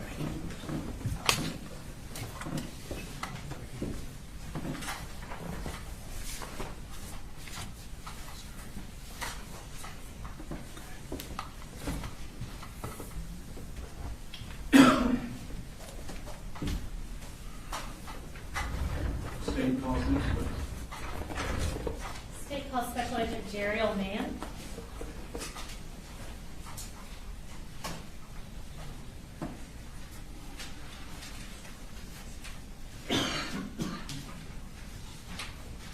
Judge, can we approach before the next witness, just about scheduling?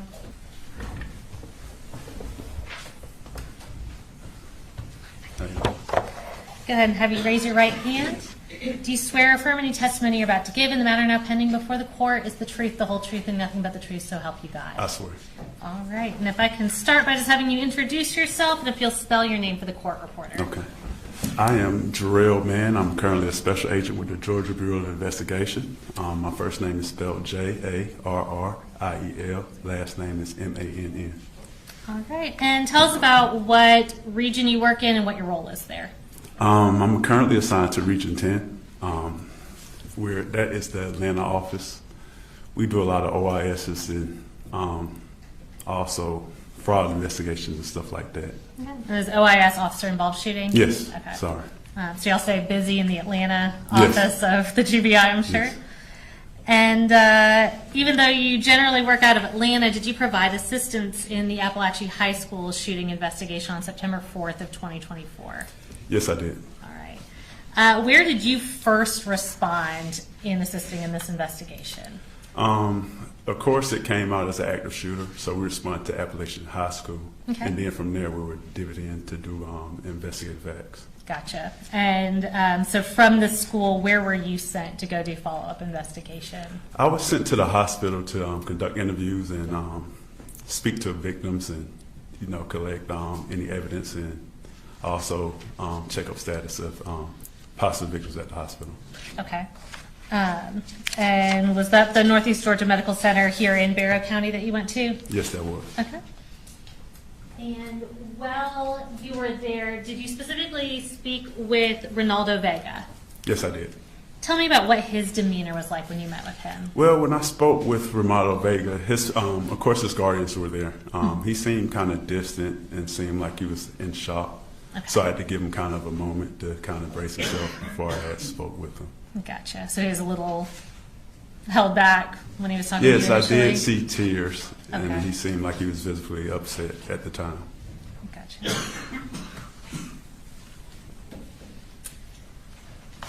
And I'm going to show you what's been marked as State's Exhibits 100 through 102. Did you have the opportunity to photograph Ronaldo's injuries while you were there? Yes, I did. If you'll just glance at those and tell me if those are fair and accurate depictions of the photographs that you took of Ronaldo and his injuries. Yes, they are. And Judge, at this time we would ask to tender and publish State's Exhibits 100, 101, and 102. All right, 100 through 102 are admitted. We're going to pull those up. They should show up on the screen behind you as well as in front of you. And this is State's Exhibit 100. Will you just tell us what we're looking at there? That looks to appear to be his inner thigh. I don't know if that's his left or right, but that's his inner thigh that he showed me. Okay. And Judge, I think it states 102 has his face. Is that correct? Yes. Okay. So we'd ask that State's 102 not be published by the media. All right. My understanding to the media is that 102 has Ronaldo's face, and you're not to photograph or record or broadcast 102 here.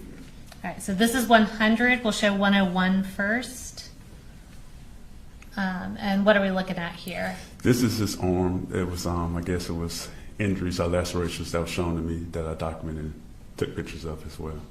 Okay, and last we'll just show 102. And this right here is just the overall photo that I took of him lying in hospital bed. All right, does that picture kind of accurately represent Ronaldo's demeanor that you saw? Yes. Okay. While you were there, did you also have the opportunity to speak with Jackson Beaver? Yes, I did. All right. And did you also have the opportunity to photograph Jackson's injuries? Yes, I did. And I'm going to show you the march of States 103, 104, and 105. And I'll go ahead and ask you, Jackson, we recently saw him testify. Was he just kind of more of a upbeat kid at his baseline? Yes, he was. Okay. He was very cooperative. Okay. And do you recognize the images in those photographs? Yes, I do. Are those fair and accurate depictions of the photographs you took of Jackson Beaver? Yes. All right, and Judge, we would ask to tender States 103 through 105, and I believe it's 105, right, that has Jackson Beaver's face in it, so we'd ask that not be published to the media. All right, any objection to 103 through 5?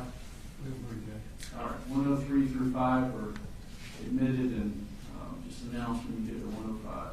Okay, so this is 103. Can you tell us what we're looking at here? This is a laceration that appears to be to, I want to say it's like lower leg. Okay. Beneath the buttocks area.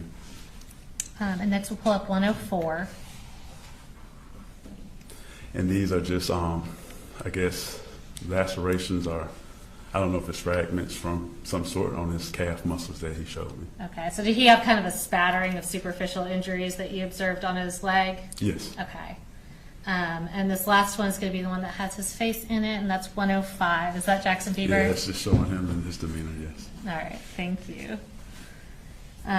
And did your time at the hospital interviewing these individuals, taking photographs of them, did that conclude your role in assisting in this investigation? Yes, it did. All right, well, I have no further questions. I'll come grab those exhibits for you.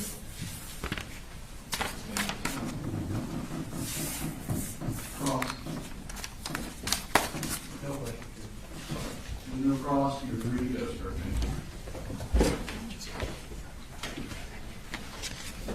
All right, ladies and gentlemen, due to some witness scheduling issues, we're going to go ahead and break for lunch presently. It's called at 11:45. We'll be in recess until 12:45. Again, don't get on social media or media. Don't talk about the case or do research. 12:45.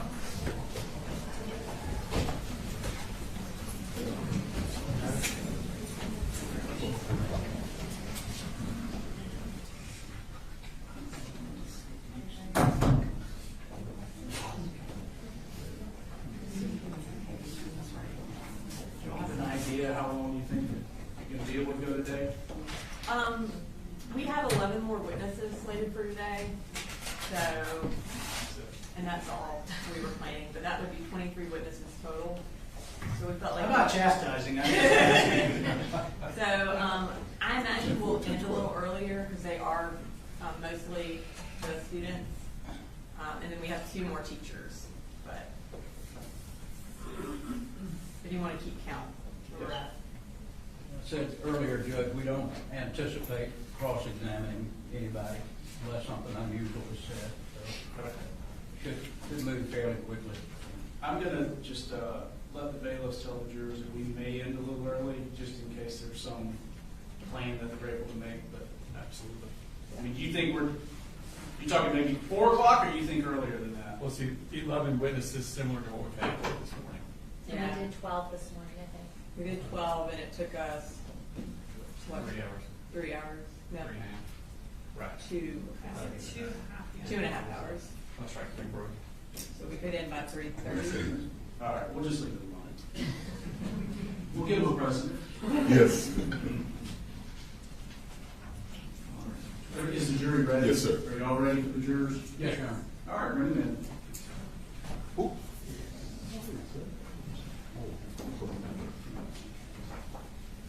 Waiting on one in the bathroom, sir. Okay.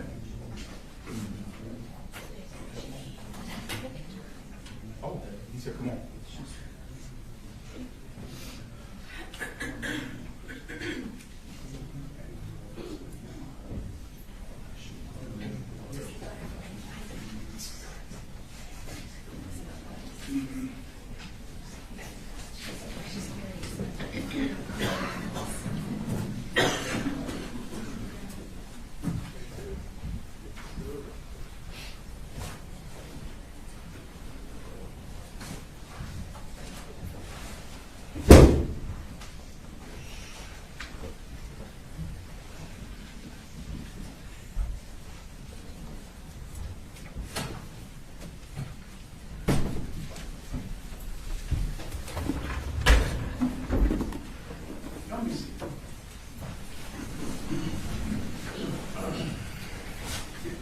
State calls next witness. The state calls Hayden Bowen, Juvenile. and this is also a juvenile, Your Honor. All right. I'm assuming I have the same media here as earlier, but I'll say it again. Legal witnesses do not film, photograph, or record their cases.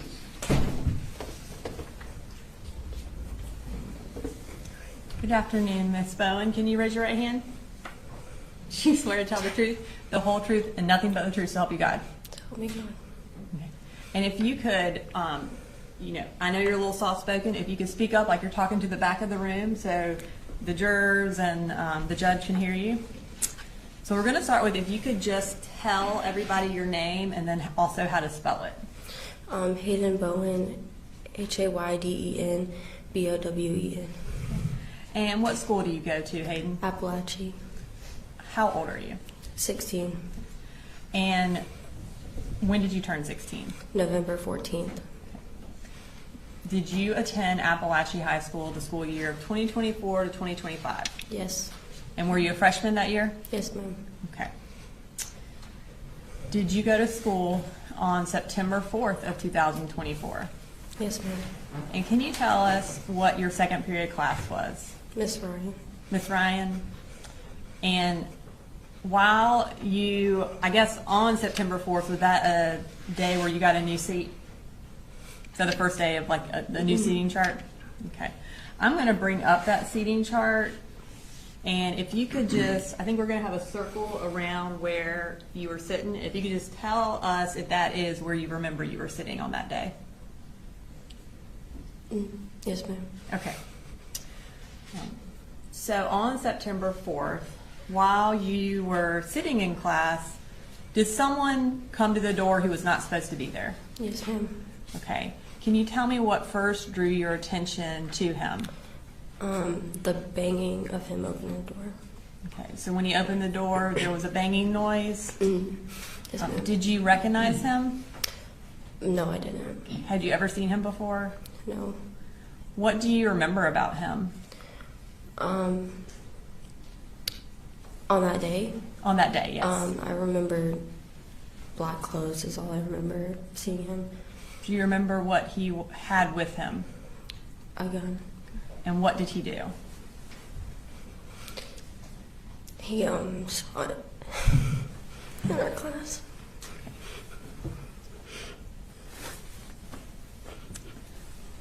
And if at any point you need a break, just let me know, okay? Yes, ma'am. So he shot. What did you do when he started shooting? I got to the ground. You got to the ground. Did you get to the ground right where you were seated? I think so. My vision went out, so I'm not sure where I got down, but I know I did. At some point, did you kind of regain your vision? Yes, ma'am. What do you remember about when he finally left? I remember getting up and talking to my teacher and the police officers saying to put our hands up. Okay. Before you talked to, or before the police officers got there, can you tell me what you remember about what was going on inside the classroom? I remember there was a lot of yelling and screaming and blood and people on the phone with their parents or whoever they were on the phone with. You say there was a lot of yelling. What were people yelling? Help me, I've been shot, I'm gonna die. And were you afraid that day? I was. And you said that a lot of people were calling their parents. Were you able to call anybody? Yes, ma'am. And who did you call? I called my mom. And what did you tell her? I told her that I was gonna die. And when you eventually moved from the floor, do you remember where you went in the classroom? I don't remember. And do you remember who you ended up next to or who you were talking to? I was next to my friend Jalen. And you say Jalen? Yes, ma'am. Okay. And anyone else? I think I was next to Miss Ryan and Nautica as well. And what were you trying to do at that time to try to help? I was trying to move the smart board in front of the door, but I couldn't get it there. And I was asking Miss Ryan if she needed help. And at that point, did you know whether or not the shooter was in custody? I didn't know. Were y'all still concerned that he might come back? Yes, ma'am. Is that why you wanted to put the smart board in front of the door? Yes, ma'am. Tell me, you said when law enforcement arrived, they told you to put up your hands? Yes, ma'am. What happened after that? We walked out of the classroom and went to a little field before we went to the actual football field. And when you went to the football field, what was the purpose of going to the football field? Maybe to get everybody together and to make sure people were out of the building. Eventually, were parents allowed to come to the field? Yes, ma'am. Okay. And did a lot of parents show up? Yes, ma'am. Was your mom able to get there? My mom was not. She was out of town, but my uncle did come and get me. And kind of, can you tell us what the scene was like on the football field when the parents and everybody were there? It was crowded and a lot of crying.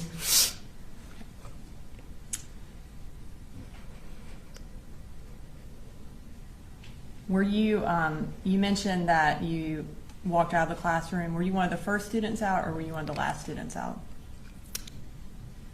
I think I was in the middle. Okay. Did anything happen as you were leaving? No, ma'am. Okay. Now, since September 4th, have you been to counseling? Yes, ma'am. And can you kind of talk to us about how that day has affected you? It's affected me a lot mentally. I haven't really been able to sleep at night sometimes. You said you haven't been able to sleep at night? Yes, ma'am. And I often have really bad thoughts relating to that and other things. And kind of tell me what you mean by really bad thoughts. that it's gonna happen again, and that this time I'm gonna die because I was supposed to the first time. Because, I'm sorry, Because I was supposed to the first time. and what do you mean by you were supposed to the first time? Because he came in my class, and I feel like none of us should have had survived. And have you had any sort of anxiety or panic attacks because of this? Yes. Can you tell me about those? Well, my panic attacks, they normally come when I'm in school, and I keep thinking and thinking, and then they come, and it's hard to breathe during this. Is there anything that you have to do in order to kind of be able to breathe? I do box breathing. My therapist has helped me with that. Okay. And would you call it box breathing? Yes, ma'am. Okay. Is there anything in particular that triggers these panic attacks or the bad thoughts? The sound of shoes scuffing on the ground. It reminds me of people running, and loud noises are triggering, very triggering. Is the scuffing something that you remember from September 4th? Yes, ma'am.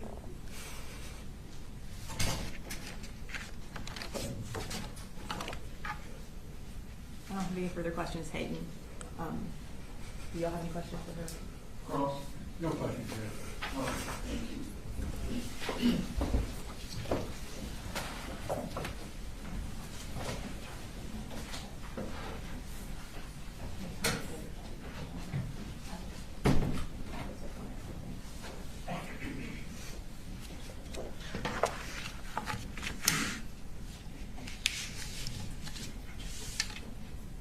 The state calls William Carricker.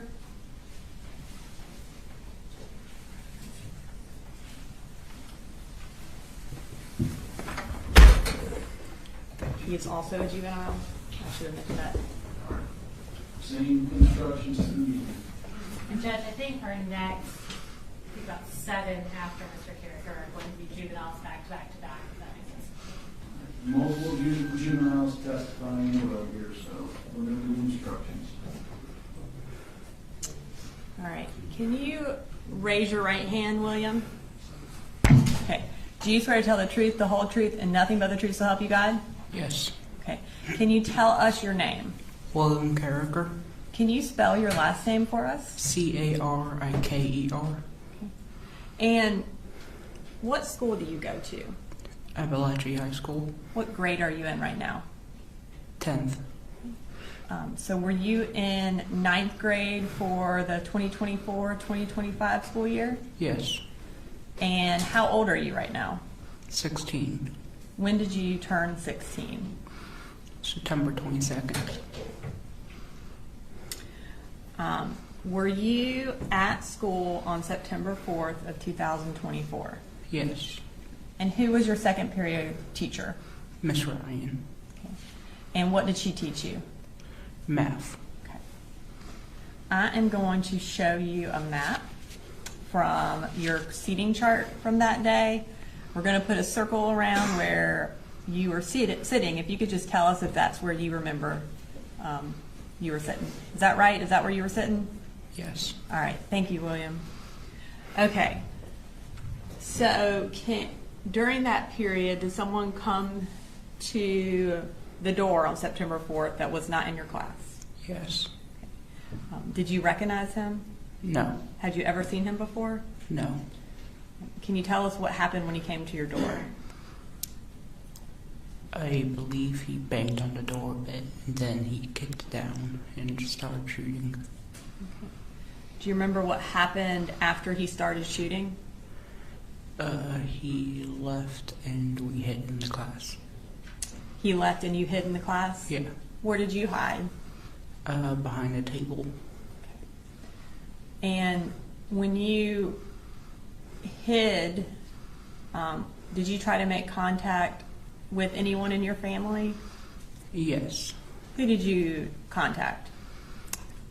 My mom, dad, siblings, my grandma, and my aunt, I believe. Did you do that with a text message? Yes. Okay.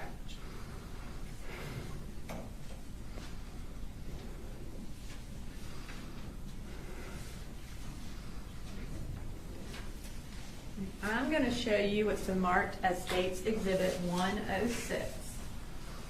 Can you look at that and tell me if you recognize that? Yes.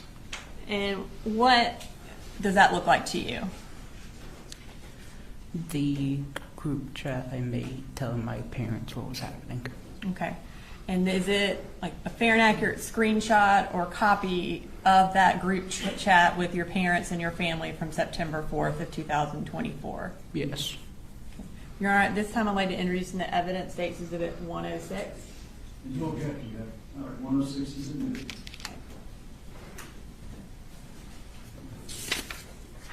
I'm going to pull that up on the screen, or?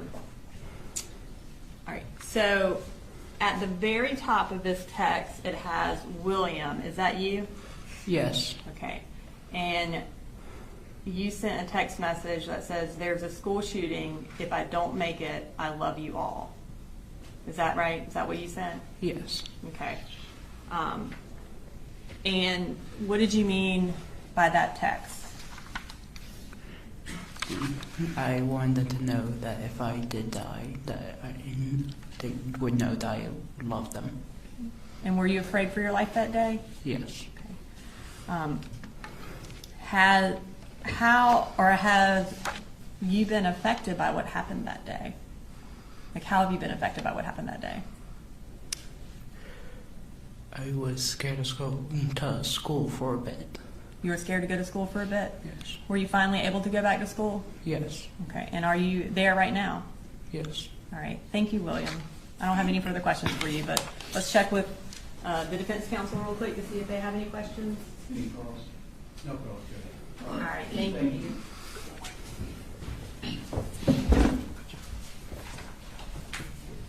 Any calls next to us? The state calls Candace Lawrence.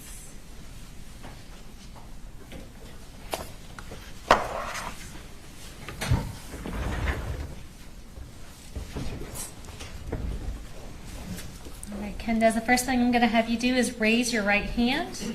Do you swear to tell the truth, the whole truth, and nothing but the truth, so help you God? Yes, ma'am. All right, and you can put your hand down, and if you will tell us your name, and I'll have you spell your first name for the court reporter. My name is Kendez Lawrence, Kendez.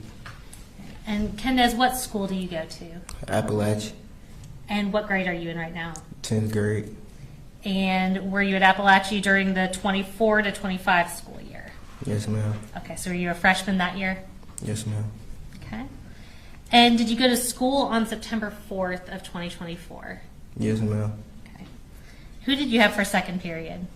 Miss Ryan and Coach Edwards. Okay. And we're going to pull up a seating chart, and it should have your seat circled. If you'll just confirm for us that's where your seat was on that day. Yeah, I was sitting right there. Okay. So I'm going to start off with you a little earlier on in the class. So early on in second period, did you sign out of the class to go to the bathroom? Yes, ma'am. And was that bathroom close to y'all's classroom? Yeah. Okay. Who did you see when you walked into the bathroom? I didn't really see anybody, but I did see people in the stalls. Okay. And when you were in a stall, did something unusual happen? Yes. Why don't you tell us about that? So when I walked into the bathroom, I heard cops. They came in the restroom looking for somebody. Okay. And did someone leave with them? Mm-hmm. Okay. And was it a name or a person that you knew or recognized? No. Okay. And what did you do at that point once the cops leave? I also left and Okay. went back to class. Gotcha. So once you returned to Miss Ryan's classroom, what happened? So I sat back down and my pencil broke. So I went to the pencil sharpener, which was in the back of the class. Okay. So if we're looking at that seating chart, is it kind of between the two teachers' desks? Yes, ma'am. Okay. And while you're at the pencil sharpener sharpening your pencil, what happened? I just heard a loud bang, and then I just see him with the gun, and he just started shooting Okay. And where was the person with the gun? at the door. Okay. Was it someone you knew or recognized? No. Okay. So when you saw that there was a person with a gun, what did you do? I hid behind the teacher's desk. Okay. And how long did it feel like the shooting went on? About like 30 to 45 seconds. Okay. After the shooting stopped in your room, did you hear anything else? Yeah, I heard like a couple more gunshots. So once all the shooting stops, what do you remember doing? I called my mom, and I was trying to make sure that everybody was okay. Okay. Do you remember calling out for anyone specific? Yeah, And who was that? Christian, Okay. How long had you known Christian for? since kindergarten. Okay. And why were you calling out for him? Because I remember that he was the closest to the door Okay. that day. And did he ever respond? No. Okay. Once law enforcement arrived, I guess let me back up. You said you called your mom. What did you tell her? That somebody came into my class and they just shot at us. Okay. How long did it feel like before law enforcement showed up in the classroom? About like 5 minutes. Okay. And what was everybody doing during that time while y'all were waiting for them to get there? I really don't remember. I Okay. just heard a lot of yelling. Right. So once they get there, were y'all evacuated from the classroom? Yes. Okay. And did you see Christian when you were leaving the classroom? Yes. Okay. Once y'all left the classroom, where did y'all go? At first, we went to we went by the tennis court. Mhm. Then we went to the football field. Okay. Once you're at the football field, who did you find? I was looking for my sister. I ended up finding her by like 20 minutes later. Gotcha. And was your sister also a student at Apalachee High School? Yes. Okay. And after you found your sister, were y'all eventually able to meet up with your mom? Yes. Okay. Candace, did you also know Mason? Yes. And how long had you known him for? Since kindergarten. When did you find out that Mason had also been killed? I found out like the next day. Okay. Did you even realize that he had been there that day? No. Okay. And when did you end up going back to school after this all happened? After fall break. Okay. Was that like October-ish? Yes. Okay. Since all this happened, have you gotten some counseling? Yes. Okay.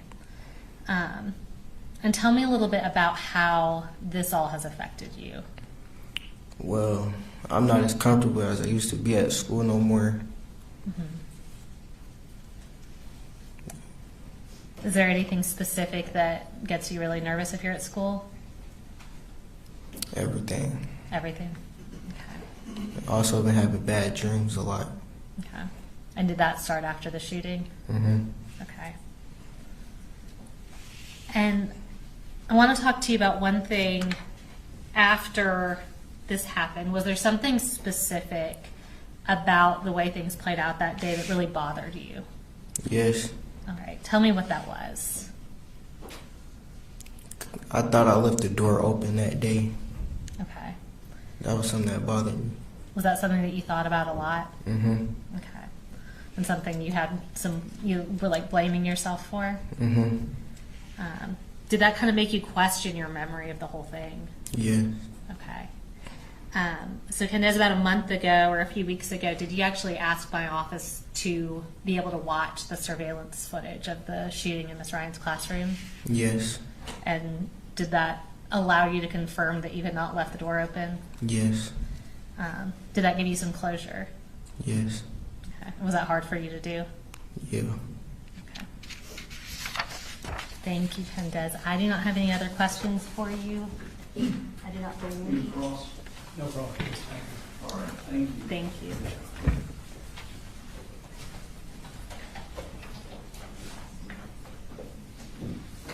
State call next week. The state court calls Marquez Coleman.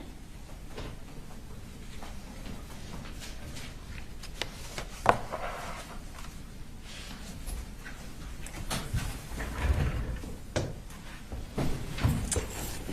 right, I'm going to have you raise your right hand. Do you swear to tell the truth, the whole truth, and nothing but the truth, so help you God? Yes, ma'am. All right, and you can put your hand down. If you will introduce yourself, and by that I mean just tell us your full name, and I'll have you spell your first and last name for the court report, okay? Marquez Coleman, Marquescoleman. All right. And Marquez, how old are you? 16, And what grade are you currently in? 10th grade. All right. Did you used to go to Apalachee High School? Yes, ma'am. And so in the 2024 to 2025 school year, were you a freshman at Apalachee? Yes, ma'am. And was that your first year at that school? Yes, ma'am. Okay. Did you go to school at Apalachee on September 4th of 2024? Yes, ma'am. Were you in Miss Ryan's class for second period? Yes, ma'am. We are going to pull down this map and circle your name on the seating chart. And what we want you to do is just confirm for us that we have you in the right place in the classroom. There we go. Is that where your seat was that day? Yes, ma'am. Okay. Is that you next to Ronaldo, I believe? Yes, ma'am. Okay. So on that day during second period, tell me what you remember happening.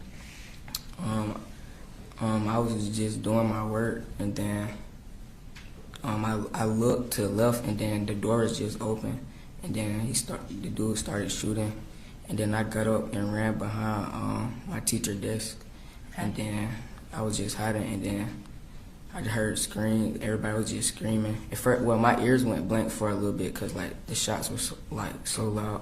Okay. And then I was behind the teacher's desk, and then after he got done shooting, I got up, and then I went to the other teacher's desk, and then that's it.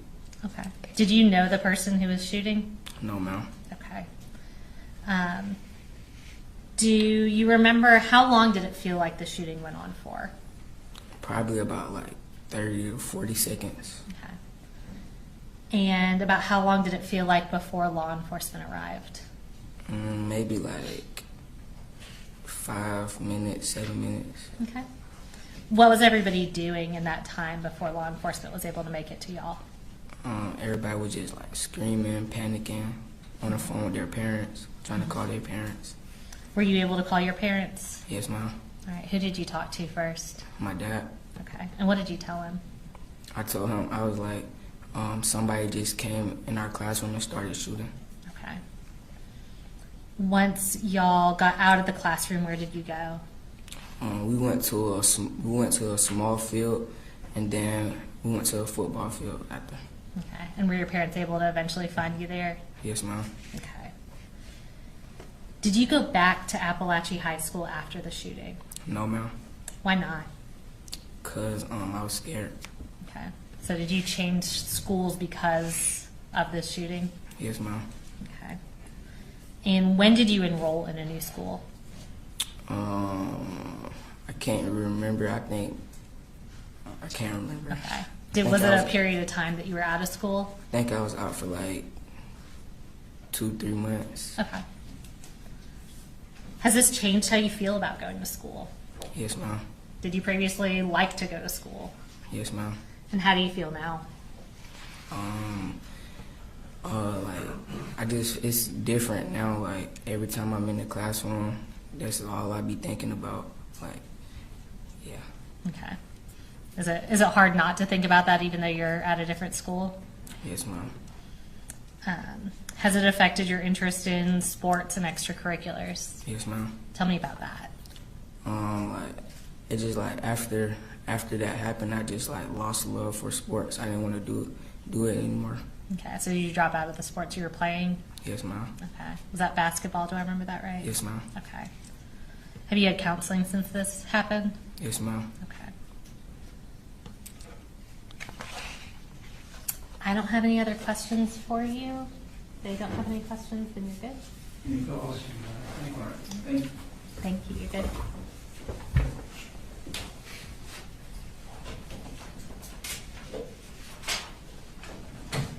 State calls next, please. The state called Brittany Rubio.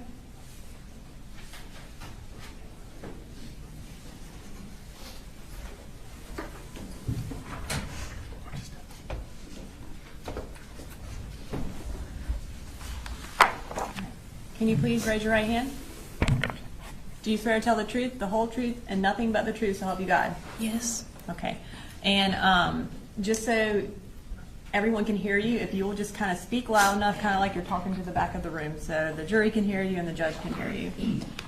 Can you tell everybody what your name is? Oh, my name is Brittany Rubio. Okay. And can you spell your last name for everybody? Rubio. Okay. And is it dash Rubio? Yeah. Okay. What school do you go to? Apalachee High School. And what grade are you in? I'm a sophomore. How old are you? 16. And when did you turn 16?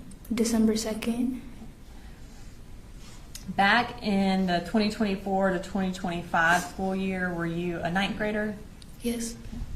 Did you go to school on September 4th of 2024? Yes. And who did you have for your second period teacher? Miss Ryan. Miss Ryan?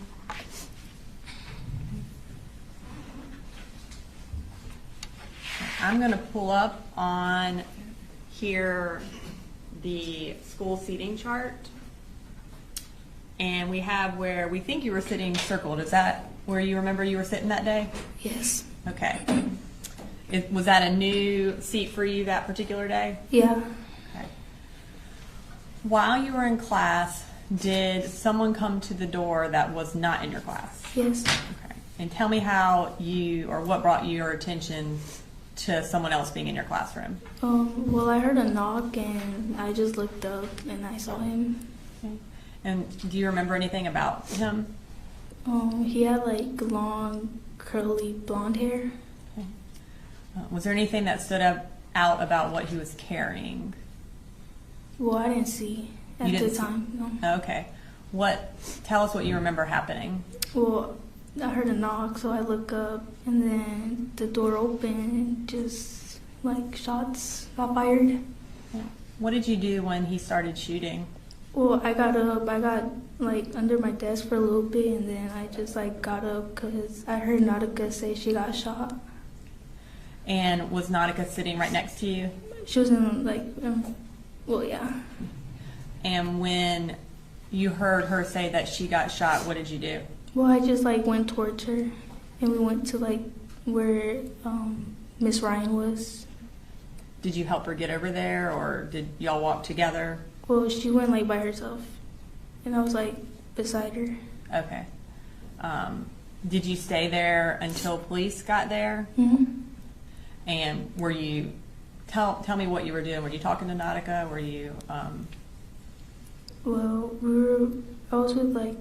There was like a bunch of girls like in that corner, but I was mostly like talking to Nautica. I got her phone because she said she wanted it, so I went to go get her phone.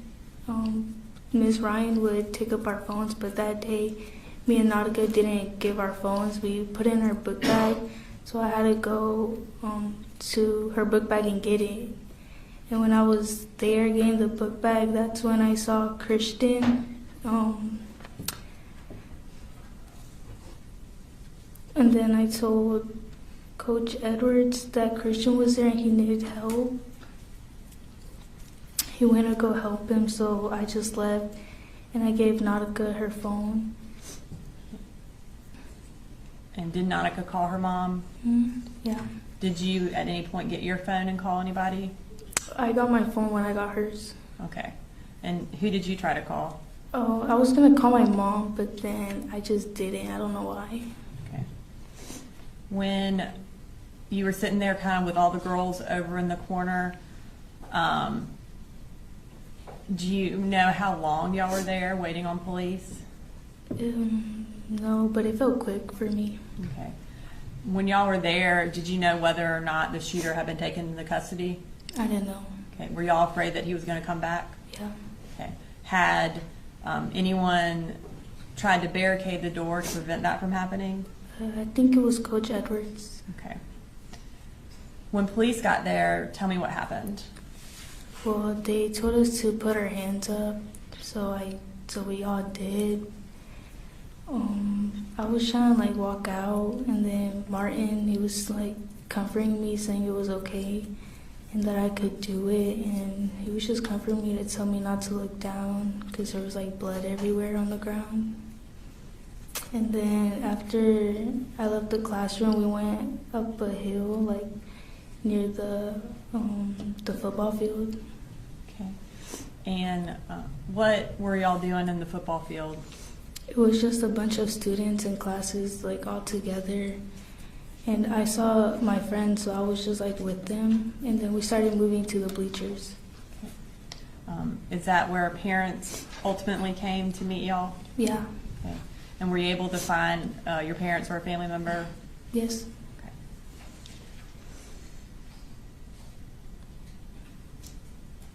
When, kind of since this day, can you tell us how that shooting has affected you? I get scared very easily now, and when I'm in public, if I hear a loud noise, sometimes I get scared.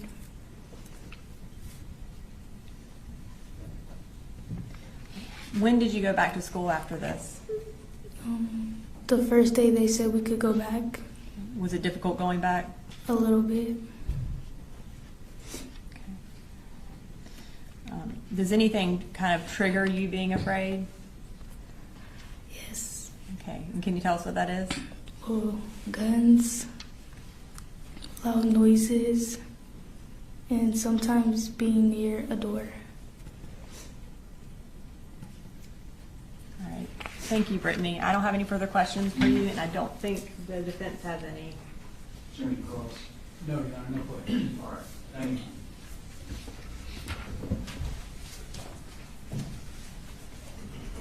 Coach, could you bring Michaela Brown next? State calls Michaela Brown, right?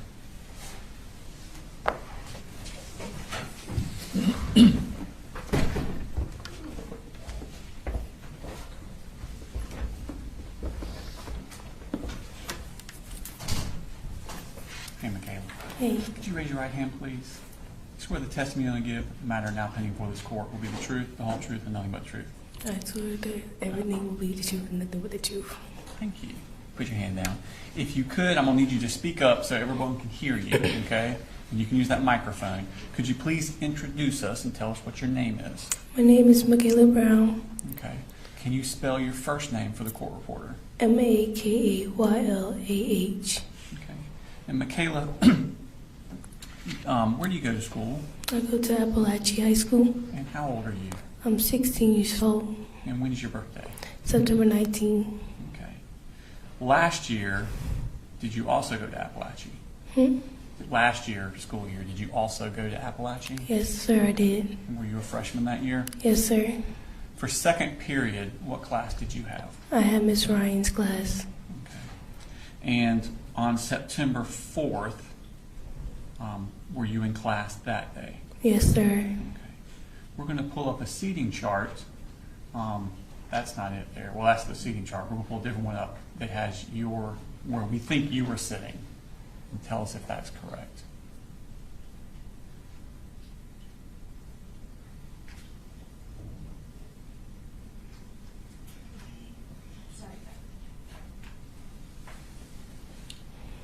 I was sitting right there. Was that a new place to sit that day? Yeah, my teacher just switched the seating chart. She switched you. What were y'all doing in class that day?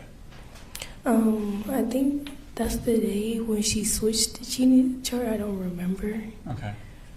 How does class normally go as far as the teaching? Can you repeat that? How does class normally go as far as the teaching? Just go as a normal day. Okay. Do you work individually? Do you work in groups? Does the teacher just kind of teach you and you listen, or how does it work with Miss Ryan's class? So sometimes she teaches and we listen, or sometimes we work with groups. Okay. Do you remember that morning if she was actually teaching you, or were you working in groups that morning? She was teaching us. Okay. Is at some point during this class did something catch your attention that wasn't right? No, sir. Okay.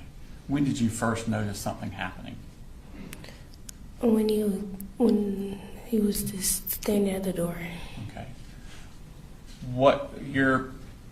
So you're according to that seat, the door's kind of behind you, right? Yes, sir. Did you turn and look at the door? Yes, sir. What was it that made you turn and look at the door? I just heard a big loud banging noise against the wall. Okay. And when you turned around and looked at the door, what did you see? I seen him standing there with the gun. Okay. This person you saw standing there, had you ever seen them before? No, sir. Okay. And what were they doing with the gun? He was holding it at first, and then I think he took the safety off. Okay. After he took the safety off, what did he do? He started shooting around the classroom. Did he ever come into the classroom, or did he just stay there at the door? He was just standing there at the door. Okay. And how many times did he shoot the gun into the room? About like 15, 10, I can't remember. What was it like when he first started shooting? I don't really remember. All I remember is him aiming the gun at me and I dropped down. Okay. That's it. Were you able to hear anything? I wasn't really focused on that. I was just focused on me trying to... Being on the ground? Yeah. Okay. So how long do you think it took for those 15 or so shots before he stopped shooting? How long was it when you hit the ground to when he stopped shooting? Like 10 seconds. Okay. When the shots stopped, what did you do? I got up, looked around, and then I just remember just to go get my phone and call my mom. Okay. When you got up and looked around, was the shooter still in the room? No, sir. The door was blocked by then. The door was shut and blocked? Okay. Who was blocking the door? I think Coach Edward, I remember, and one student, I can't remember who it was. And what were they doing to block the door? It was using desks. I wasn't really paying attention to that. I understand. What were you doing at that point? I ran to the other side to go grab my phone, call my mom. Where on that was your phone on that little under Miss Ryan's desk. Okay, and hers is the one on the top right corner? Yes, sir. Okay. So you went and got your phone. Did you stay up there to call your mom, or did you run somewhere else with your phone? I stayed under the desk. Stayed under the desk. Were you able to reach your mom? Yes. Okay. What did you tell your mom? Well, I told my mom that my school got shot up, and then I think that's all I remember. I told her. Did you stay on the phone with your mom, or did you hang up? I was still on the phone with my mom, but like I was kind of not paying attention to her. Okay. While you were there, how long before the police came to your room? It took about like 5 minutes. Okay. During that 5 minutes, what was happening inside the room? What were other people doing? All I heard was screaming. I was just under the desk, so I couldn't really see. And I was helping my friend Taylor too, as well. Okay. And what was wrong with Taylor? She was on the ground, looking like she's passing out. Okay. Could you see if there was any blood around her? No, sir. All I remember her was her leg. That's all she said, and then her grab her phone. Okay. And you said she was passing out? Yeah. Did she pass out? No, I can't really tell, but all I saw was her lip going white. Okay. And was she able to move around any? No, sir. Okay. Did you stay there with her? Yes, sir. Okay. Were you still with her when police came? Yes, sir. When the police got there, how did they get in the door? They moved the desk out the way, like they was just shoving themselves in there. I think Coach Edward was helping them too. I can't remember. Okay. About how many police came in? Like 2, 3, I can't remember how many. And what were they doing when they came in? They was grabbing all the injured people first, and then they told us to, like, let's go out that door. And then I was holding my friend Hayden down, her eyes, like, so she wouldn't see. Okay. When you said they took the injured out first, did you see other students with injuries? Yeah. Who did you see that was injured? I saw that Nautica was injured. And Where was she injured at? Could you tell? on the other side with Miss Ryan, on the other side of the classroom. Okay. What part of her body was injured? Could you tell? No, sir. Okay. Other than Nautica, who did you see? I remember seeing Natalie. That's what I remember seeing getting. Where was on her body was Natalie injured? I remember seeing blood from her face. You saw I don't blood know on her who. face? Somewhere. Okay. When I was over there with them. Okay. When you left from helping Taylor and left the room, you said something about your friend Hayden was helping you? No, I was helping Hayden, You were like cover helping her Hayden. eyes so she wouldn't see the body. Okay. And which body are you referring to? Christian's body, Where was Christian's body at? near the doorway. Okay. Did you see it? Yes, sir. Okay. And was he alive or deceased? He was deceased. Okay. How could you tell? Because he wasn't moving, and I think I remember seeing his eyes open. I can't tell. Okay. And Hayden, how was she reacting? She was crying, like almost like in a panic mode, but I can't really remember how she was acting or tell. Okay. When you went out the door past Christian's body, which direction did they turn you, to the left or to the right? To the right. Okay. Did you see anything else in the hallway before you left the school? I mean, I think a white bag. Okay. And then y'all went out the door to your right? Okay. Where did y'all go? We went up the grass to go to this field. Well, we went up to the grass to a tree to see where else to go, because I think they came and got us first. I can't remember. Were there other students out there, or was it just your class? There was more students out there, because I remember looking for Taylor's sister, because I had Taylor's phone. You had Taylor's phone? Did you get that when you were helping her? Yeah. Okay. And so, did you know Taylor? Yes. How long have you known Taylor? Since elementary school. Okay. So you knew her sister too? What grade was her sister in? The same grade. Same grade. Were you able to find her sister out Yeah. on the grass at that point? Well, I think I remember finding somebody else to go find her sister, and then the person handed me her phone back, and then I found her sister. Okay. When you were still on the grass, were other students coming out of the school? Yes, sir. Okay. At some point, were y'all told to go somewhere else? Yes, sir. And where were y'all told to go? To the football field. All right. And when you got to the football field, were people already there? I can't remember. That's okay. Did other students start arriving? Yes, sir. At some point, did all the students arrive? Yes, sir. Okay. What was happening on the football field? A lot of people crying. I was just trying to worry about getting my parents to me. Were you able to do that? Yes, sir. How long were you out there on the football field before someone came for you? For, I think, 1 hour for my dad to come to me. Okay. What were y'all doing during that hour, the students? I was really crying most of the times. Did you ever find someone to give Taylor's phone to? Yes, sir. Who'd you give it to? Her sister. Okay, so you did find her Yeah. sister? Okay. Since that day, how have you been doing?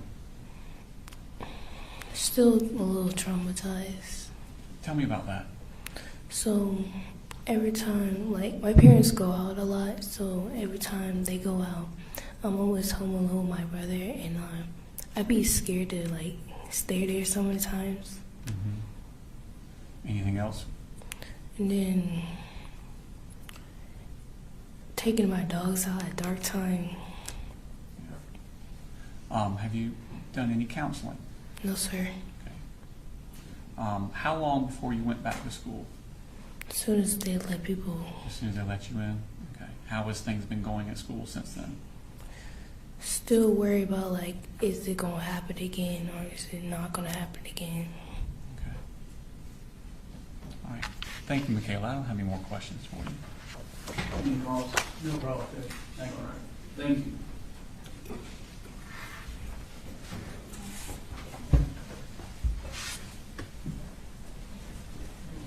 City calls next. St. Paul's Carolyn Brady.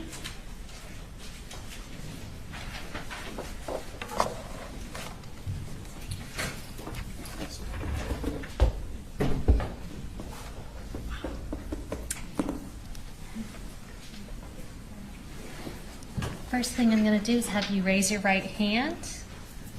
Do you swear to tell the truth, the whole truth, and nothing but the truth, so help you God? I do. All right, you can put your hand down. And if you will start just by telling us your full name and spell your first name for us. Jalen, Jaylyne, Brady. All right. And Jalen, what school do you go to? Apalachee. How old are you? 16. And when did you turn 16? January 20th. All right, so not very long ago. No. And so were you in ninth grade last year, the 2024 to 25 school year? Yes, I was. And do you remember whose class you had for second period? Miss Ryan. Okay. So we're going to pull up that seating chart again with where we believe you were sitting circled. Can you tell us if that is correct where you're sitting that day? It is correct. Okay, so that's you on the end and you were next to Hayden? I believe so. Okay. And taking you back to September 4th of 2024, were you at school that day? Yes, I was. And can you tell us during Miss Ryan's class that day when you first realized something was wrong? When everybody hit the floor. Okay, so did you notice people reacting before you even noticed something else? Yes, I did. So once everybody hit the floor, what do you remember? Like everybody moving, like dragging all the desks. Okay. Do you remember, like, in your mind, do you remember hearing gunshots? Yes. Okay. And how long did it feel like the gunshots went on? For like 30 seconds. Okay. And where did you go during that time? Under the board. Okay, that kind of smart board we see in the corner? Okay. So you said that people were moving desks and that kind of thing. Once the shooting stopped, what do you remember? Helping other people. Okay. Is there anyone specific that you remember that needed help? Nautica. Okay. And what was going on with Nautica? She was just, I don't know how to explain it. Could you tell if she was injured? Yeah. Okay. And how was she acting? It's hard to put into words, I know. I don't know. Okay. Can you describe like what she was doing? Was she crying? Was she? Yeah, she was crying. Okay. How were the rest of the kids in the class acting at the time? They were also freaking out. Okay. And how were you acting at the time? Do you remember? I think I was acting calm until I stood up, you know. Okay. I didn't think it hit me until after. Okay. At what point do you think it hit you? You said when you stood up? Yeah. Okay. So you were still in the classroom? Yeah. All right. What do you remember about that moment? Honestly, I don't know. Is it kind of hazy still? Yeah. Okay. How long did it feel like until law enforcement arrived? Like 5 minutes. Okay. And during that time, did you stay with Nautica? Yeah. And were y'all over there by the smart board? Yes. All right. Do you remember if anybody else was over there with y'all?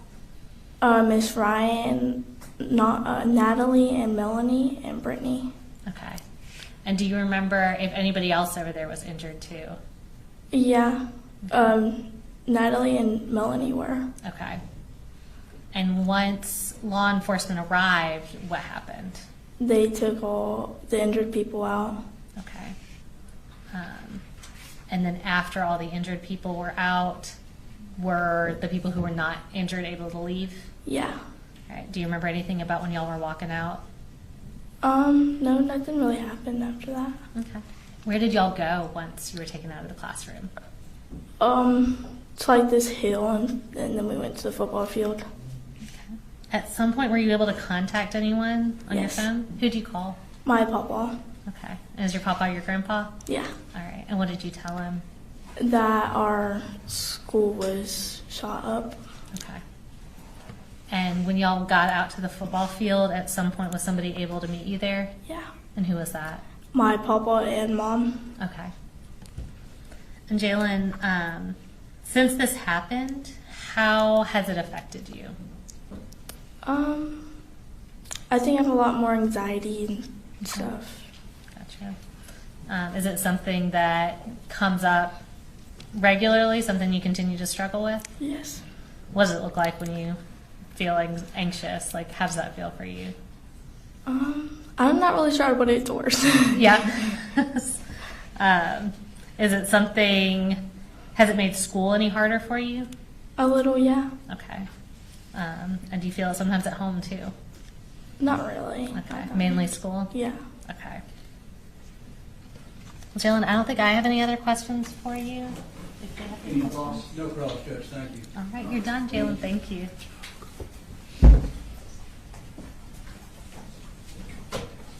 Judge, what's next? Can you get Martin Marino Galvez?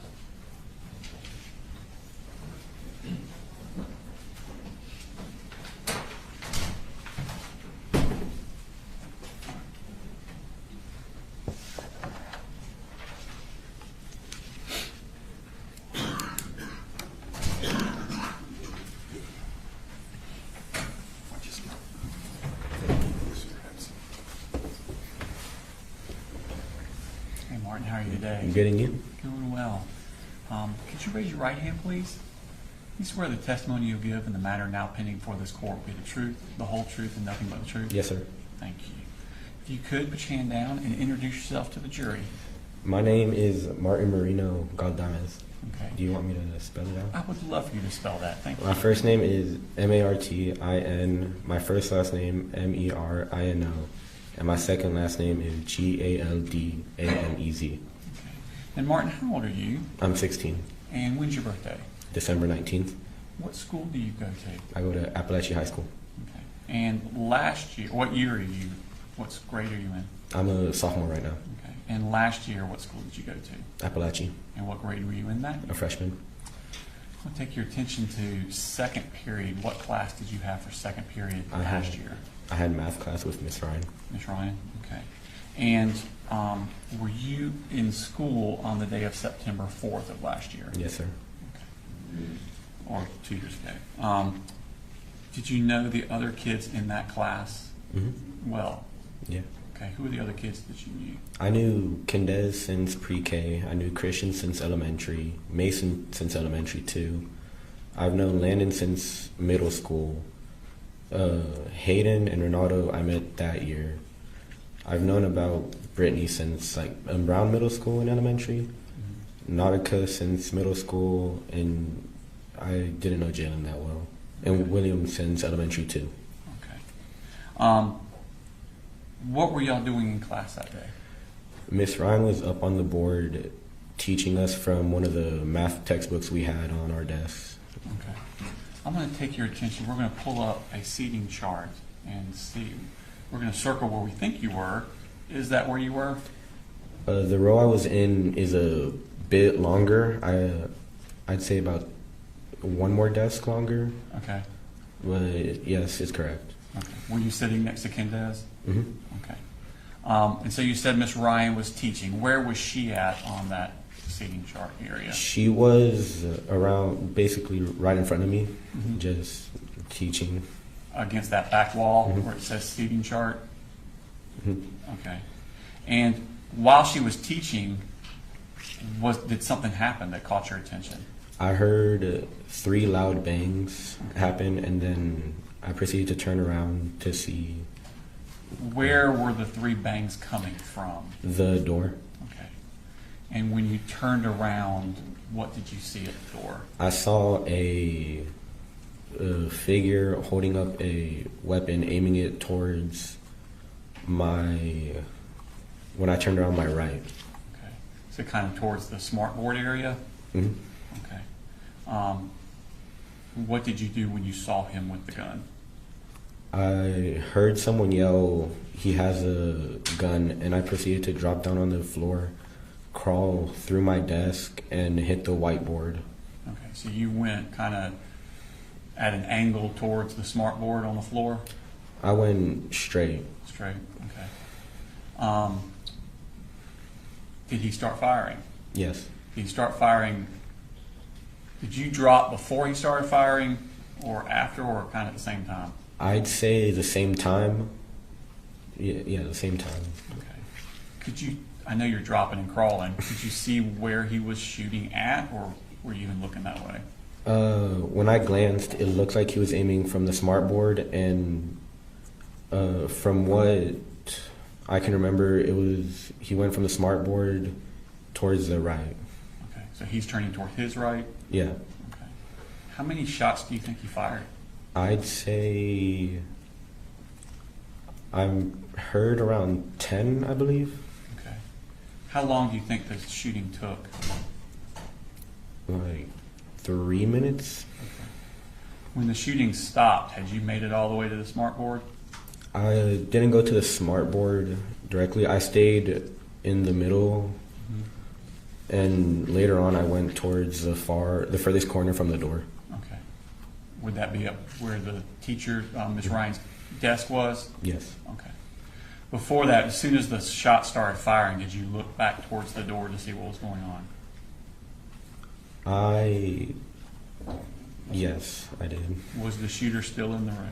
No, he left the door open, and I remember some of my friends going to close the door and put chairs and desks to cover it.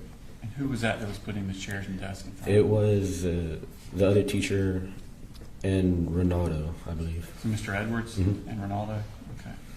And what were you doing while they were putting the chairs? While they were doing that, I was jumping between my friends to see if they were okay. And I remember giving my hoodie to Miss Ryan to help some of the kids that were bleeding.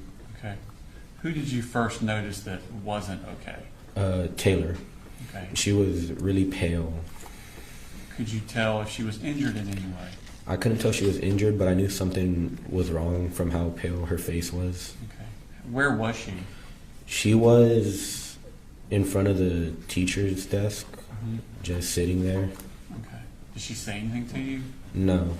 Did you say anything to her? I asked her if she was okay, if she got hit or anything, but Did she answer you? no. Okay. Did you do anything with her to render aid to her? No. I left her to Landon and Ari, I believe. Okay, so they were helping her. Mhm. What did you do then? I went under the teacher's desk to help my friends that were there, Okay. and to get my phone to text family members. Okay. Did you find anyone else in the room that was injured besides Taylor? Ronaldo, Okay. he said that a bullet ricocheted and hit him on the thigh, so Okay. he asked me to help him with it. Okay. Did you see the wound? Not directly, but I did see some of the blood on his clothes. Okay. Did you see anyone else that was injured? No, but I could hear the yelling. What were you hearing? I was hearing, I don't know who it was, yelling, "I'm shot and I'm bleeding." Okay. Did you see blood around the room? I can't remember. I have vague glimpses of seeing bits of blood on the floor Okay. after it all happened. Okay. You said you got your phone, and who did you contact? I tried calling my mom and then my dad, but they were at work, so they didn't pick up. Okay. So I proceeded to text two of my cousins. Okay. And what did you tell them? I told them that they were shooting in the building, that they went for my classroom first, and that I'm not hit, thankfully, but some of my classmates are. Okay. After the shooter left your classroom, could you hear any more shots other parts of the school? I don't remember. I wasn't paying attention to that. I was trying to help some of my friends. I completely understand. How long was that y'all were in the room without anyone else helping? I would say half an hour or less. Okay. And who first came to help y'all? The cops first came to check on everyone, to see how bad the injuries were, Okay. and to guide us out of the building. Okay. And who did they take out first, the cops? I don't really remember that well. Okay. At some point, were you taken out of the room? Yes. Did you walk on your own free will, or did someone have to take you? I walked on my own free will because I also had to help Ronaldo get out of the building because he couldn't walk that well. Ronaldo was having trouble walking? Mm-hmm. Okay. Did you see Christian on your way out? Mm-hmm. Okay. And how was he? He was just laying down on the floor. I couldn't see much because I didn't want to, and I was helping others. Did you know he was there before you went to leave? Mm-hmm. Okay. Was there discussion around the room about it? Hmm? Was there any discussion around the room about it? About Christian? if he's Just about his well-being? there was a bunch of talking about people saying he was the first one to get injured. Mm-hmm. But that's really all I can remember. Okay. When you left the room, did you go to the right or the left? The right. Okay. Did you notice anything in the hallway that caught your attention? No, I was mainly focused on leaving the building as fast as I could. As fast as you get out? Okay. And where did they first take you? They took us to a little hill past the road that links Heyman Morris to Apalachee. Mm-hmm. And then after a bit, they took all the students there to the football field. Okay. When you got to the football field, what was happening there? People were looking for their friends, crying, calling their parents. There were teachers making sure kids were okay. Okay. What did you do at the football field? I roamed around looking for my friends, and once I made sure they were all okay, I couldn't contain myself, and I just started crying right there. Okay. How long were you at the football field? I'd say 3 or 4 hours. Okay. And at some point, were you able to leave? Yes. Okay. And who came and got you? My mom came and got me first, and then my dad came later on. Okay. And since this time, have you had any impact on your life? I've gone to therapy, but before that, anytime I heard a loud bang multiple times, I would get scared, be aware of my surroundings, and always look at the door. Okay. How long was it before you went back to school? It was, I believe, a month. Okay. Were you injured in any way physically? No, sir. Okay. And I think you said you went to counseling? Mm-hmm. How long did you go to counseling? I believe it was 4 months. Okay. And did it help? Yes. Okay. Martin, that's all the questions I have. Thank you. Any calls? No problem, Chris. Thank you.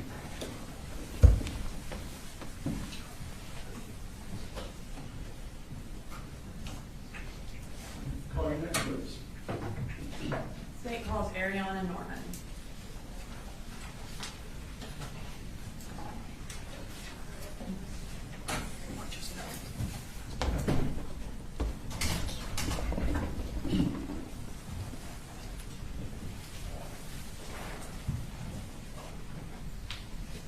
All right, Ariana, can you please raise your right hand? Do you swear to tell the truth, the whole truth, and nothing but the truth to help you God? Yes. And I love that your earrings match your shirt. Thank you. Can you tell us your name and then also spell it, please? Yes, my name is Ariana Norman, and you spell it Aryanna.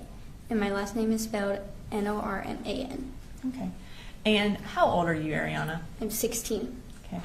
And where do you go to school? Apalachee. What grade are you in? I'm in 10th grade. What grade were you in during the 2024-2025 school year? 9th grade. I'm sorry, I did not mean to make you do math today. So you were in 9th grade in 2024. Can you tell us if you went to school on September 4th of 2024? Yes, I did. And who did you have for second period? Miss Ryan. Were there any other teachers in that classroom? Yes. And who was that? We call him Coach Edwards. Okay. What kind of class was it? An algebra class. So on that particular day, did y'all have a new seating chart? Yes. Okay. I'm going to pull up the seating chart from that day. Or I'm going to have, yeah, there you go. Is that where you were sitting? What's in the red circle? Actually, no, it was switched. Oh, okay. So were you sitting on the other side? Yes. All right. And so you were next to Nautica? I was in front of her. In front of her. Okay. The doorway, is that all the way at the bottom left? Can you see that? Yes, I can. Okay. So were you, when you were sitting there, were you looking towards the door or away from the door? I was looking away from the door. I was actually looking down. Okay, when everything happened? Yes. But before everything happened, would you, if you're just sitting there, would you be looking at the door or away from the door? Away from the door. Okay. So when kind of taking you back to that day, can you tell me how class started? Was it going as normal? Yes, it was going as normal. Okay, and what were y'all doing? We always pulled out our algebra notebooks and I can't really remember, but I think we always did a warm up in our books. Okay, so a warm up in your books? Yes. At some point during class, did someone come in that was not in your class? Yes. And what were you doing when he came towards your classroom? I didn't see him come towards the classroom, but I looked up and he was in the doorway. And before I looked up, I was looking down at my algebra notebook trying to figure out a problem. What brought your attention to the fact that he was at the door? Nothing really. I just happened to look up. And what did you notice about him? I noticed that he had a gun in his hand. Okay. Do you remember what the gun looked like? It was long and black. When you saw him with the gun, what did you do? I just stared at him. And what happened? He started shooting, and I put my head down on the desk and covered my ears because it was so loud. Do you know how long he was shooting for? Probably, time went by really fast, so I'd say a minute or two. And do you remember how many shots he fired? I wasn't counting, but it was a lot. Wow. So the entire time that he was shooting, did you have your head down? Yes. When did you pick your head up? I picked my head up right as he was leaving. Okay. And did you see him leave? Yes. What happened when he left? I'm pretty sure he went next door. He went to the left. Okay. Was y'all's door still open when he left? I think somebody closed it. Okay. At that point, did y'all have any idea if he was going to come back or not? I thought he was going to come back. Okay. So were you still afraid for your life at that point? Yes. When he left and the door was shut, tell me what you did. I crawled over to my friend because I thought she was having a panic attack, and then I realized she was shot, so I was trying to keep her awake as long as possible so she didn't die. And who was your friend? Taylor Jones. Had you known Taylor before this class? Yes. And how long had you known her? I had known her since 8th grade. So you said you were trying to keep her awake. Did you think that she was passing out? Yes. What made you think that? She was fluttering her eyes, open and shut. She could barely keep them open. What were you doing to try to keep her awake? I was holding her chin and was saying, "Taylor, stay awake." And every time she would close her eyes, I would shake her. Did you notice if anyone else was injured? Yes. Okay. Who else did you see? I saw Christian, and then I saw Ronaldo, and I heard Natalie. What did you hear Natalie saying? She said, "I'm a kid and I'm shot." Okay. Was anyone else screaming or yelling? No, not that I heard. What were the other kids doing in the classroom while you were with Taylor? The other kids were sheltering themselves. I know some of my friends were behind the teacher's desk, and another kid was beside me with Taylor, and then other people were behind the clear touch and hiding in corners. At some point, did you attempt to call anybody? No, I didn't have a phone. Okay. At some point, did police get there? Yes. What happened when police got there? They started escorting the injured out. Okay. So who left the room first?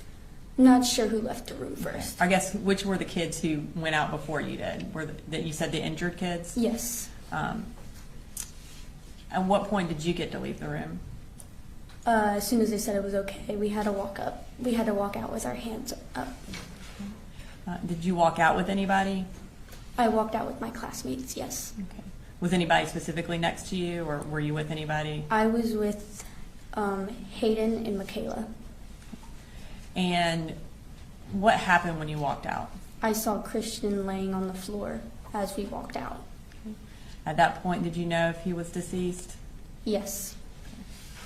What did you do when you left the school, or when you left your classroom?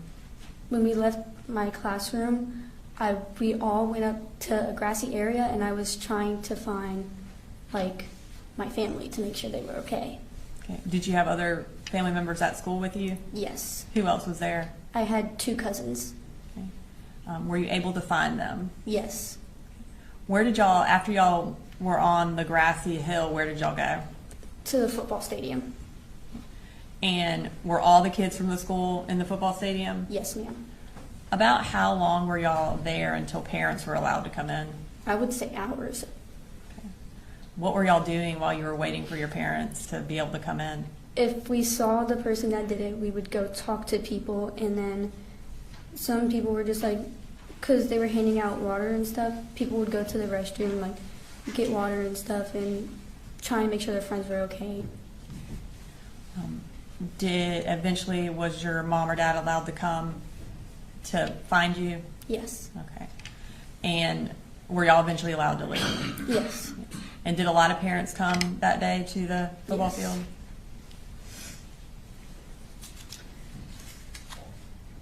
Since that day, how has this shooting affected you? It has affected me very much mentally.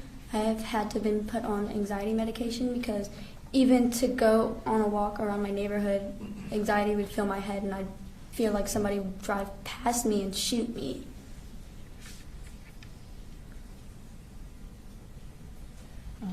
In addition to anxiety, is there anything else that kind of interrupts your thoughts? Just recalling the day.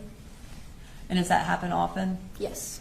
And does it happen at any point? Does anything trigger it, or does it just kind of happen randomly? Loud noises usually trigger it. And what happens when you recall that day? What happens when I recall that day is usually I just see Christian laying on the floor lifeless. And does that also cause you to have a panic attack or to be anxious? Yes. Okay. Did you have any difficulty sleeping after this? Yes. Okay. Was there anything in particular that you needed to be able to go to sleep at first? I would have to have my uncle help me go back to sleep because I would have nightmares of the shooting.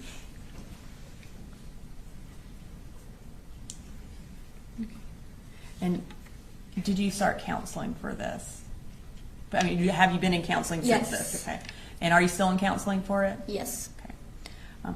Have you and the other kids in Miss Ryan's classroom stayed in touch? Yes. And how do y'all do that? We have a group called CRMC, and usually like once every other month we hang out, and sometimes we see each other in the hallways and stuff. And what is the purpose of that group? To like bond and like make sure really everybody's okay. Okay. And what is CRMC? It stands for the victims' names, and usually what we do is we like hang out, play games, eat food, just to like really get a closer connection. Thank you, Ariana. I don't have any further questions. You're welcome. Any problems? No problem, Coach. Thank you. All right, thank you. My understanding is that one or more of the jurors would like a break, so we'll go ahead and take a 10 to 15-minute recess.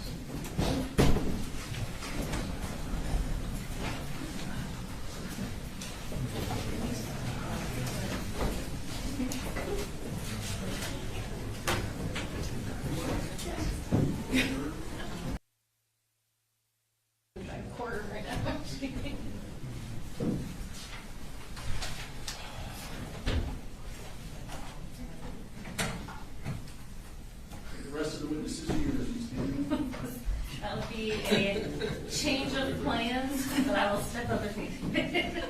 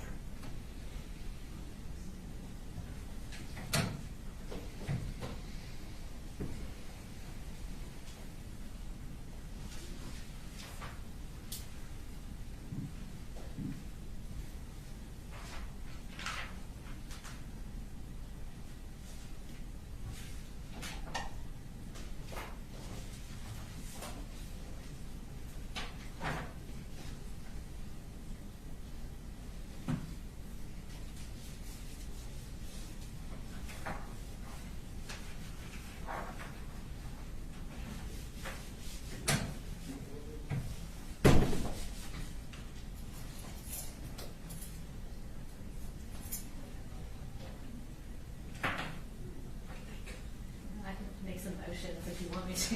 Just don't bring the jury in.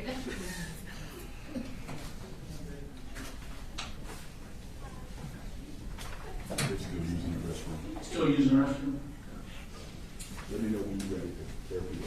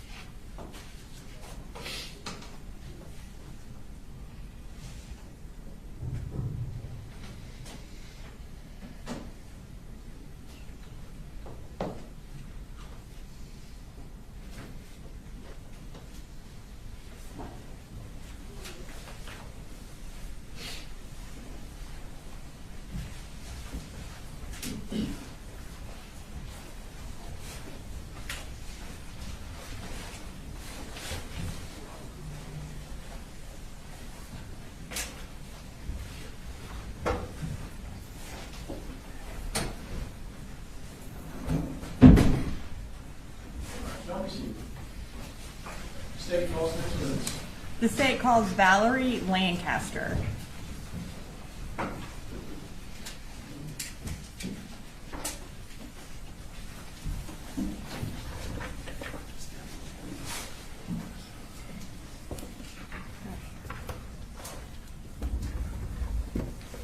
All right, Ms. Lancaster, can you raise your right hand? Do you swear to tell the truth, the whole truth, and nothing but the truth to help you God? I do. All right, can you tell the jurors your name and then go ahead and spell your name for the court reporter? Valerie Lancaster, Valerie Lancaster. All right, Ms. Lancaster, can you tell us what you do? I am a math teacher at Apalachee High School. And how long have you worked at Apalachee High School? This is my second year.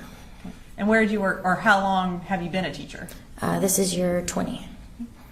In addition to being a math teacher, do you coach anything? I do. I coach basketball and golf.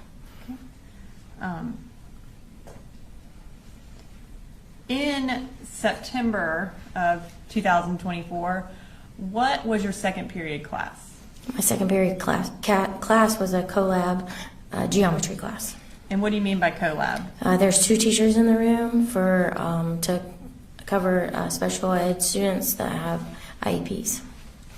And Who else was teaching with you? David Phoenix. And was he also a golf coach? Yes. And who handled what part of the class? We actually did it, we team teach, so if I was doing the main teaching that day, he would be circling the room, checking on kids, making sure that they were doing their work or answering questions, and then vice versa. If he was doing the main teaching, I was doing the circling. Okay. I'm going to pull up State's Exhibit 3.2. And this is a partial map of the school. We have what we believe is your room circled. Is that where your room was? Yes, ma'am. Okay.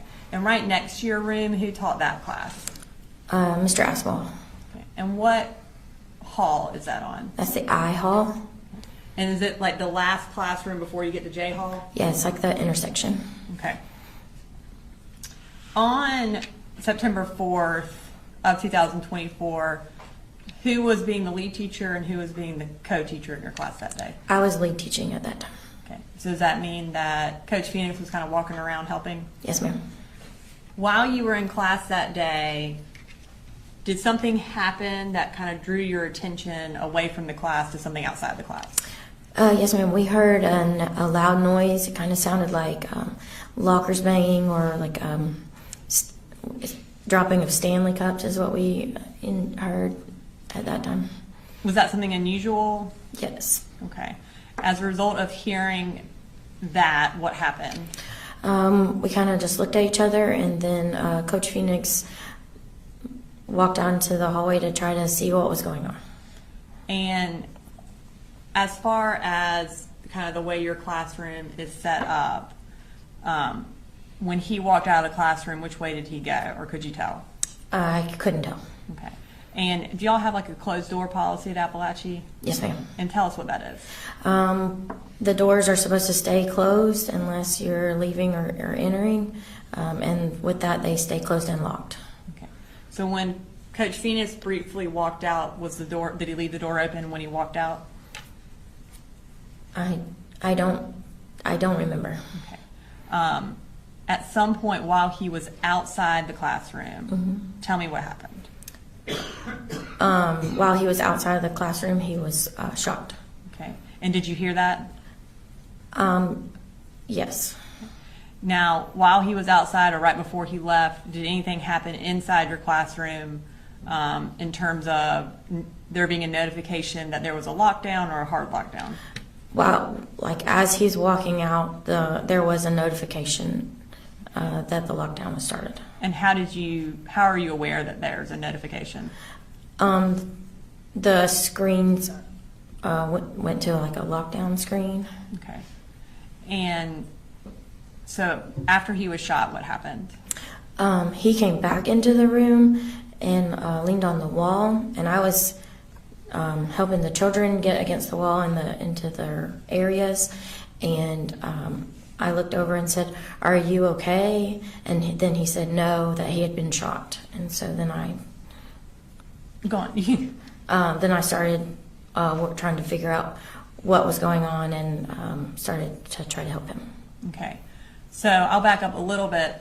When he came into the classroom, was he able to shut the door behind him? Yes, ma'am. Okay. As far as when there is a hard lockdown, what kind of protocol do y'all learn to do in that situation? Get away from the doors and be quiet and close everything down as much as possible. Does that include try to turn off the lights and kind of make everything dark? Yes. And did you follow that protocol that day? No. Or in terms of getting away from the door? Yes, we got away from the door, but we didn't get the lights turned off. Okay. And where did you put all of your students? If you look at that picture, it's along the back wall of the room. It's actually parallel to the J hall. So basically where J hall is, y'all's backs were up against that part of the room. And you said as soon as he came back in, you got all your students in the back, and then you tried to figure out how to help him. Have you had any training in first aid? Yes. Tell us about that. I have actually a lot of training in first aid in multiple different areas.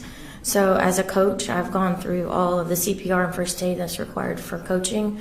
But as a Girl Scout, I have done all of the different levels of first aid and training. And then when I was in high school, I was also trained in some first aid through athletic training. So I have a little bit of pieces in everything, but also as a teacher, we do the Stop the Bleed training as well. Okay. So prior to this day, you had been through basically 3 different types of first aid training. In trying to help Coach Phoenix, did you utilize that training? Yes. And what did you do to try to help him? I teach with a classroom where we use dry erase markers and rags a lot. So the first thing I did was collect those rags so that we could apply pressure with some type of dressing. And we got him flat and rolled over so that I could apply pressure. With it being in his hip, I didn't have a chance to put any tourniquets because that wasn't an option. So the best option for that was just to put pressure as much as we could. And kind of as you're trying to keep your kids calm, did you enlist the help of any students to also help Coach Phoenix? Yeah, I had 2 students that could not sit any longer, and they insisted that they had to do something, so I gave them jobs and they were helpful. Okay. When this happened, did you try to call anybody to alert somebody what was going on? I did. My husband is a principal in the county, so I was with the button push. I know that it tells you that there's a problem, but not what the problem is. So I wanted to try to find out how I could get somebody to help us and know exactly that we needed emergency care at the time. So I called my husband. And were you able to make contact with him? I was, and he told me to call 911, but I couldn't get through.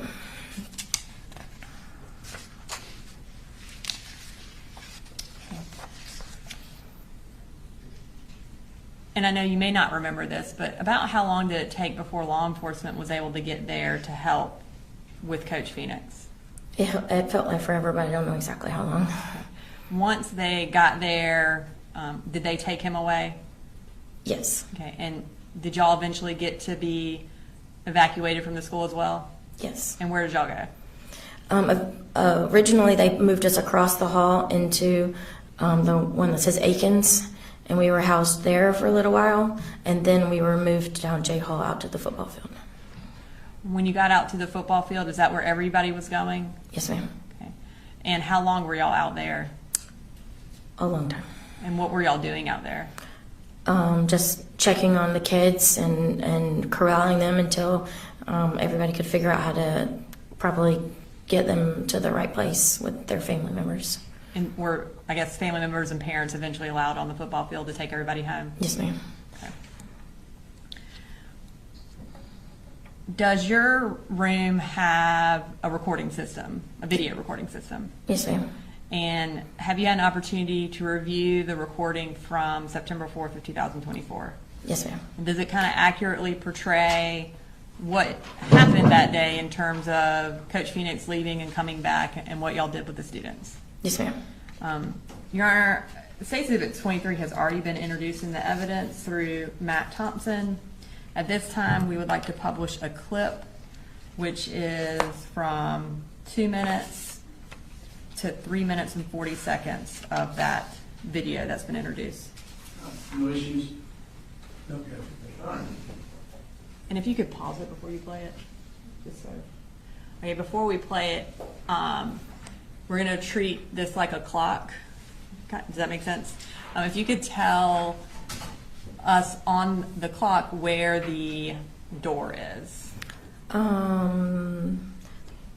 or 5. 4 or 5 o'clock. And then where are you and where is Coach Phoenix?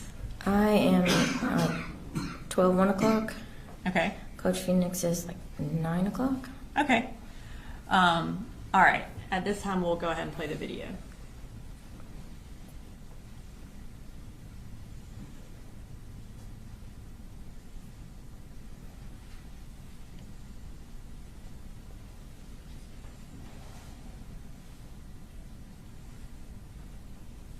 Is that when y'all heard something? Mm-hmm. And is that the hard lockdown sign that came up? Yes, ma'am.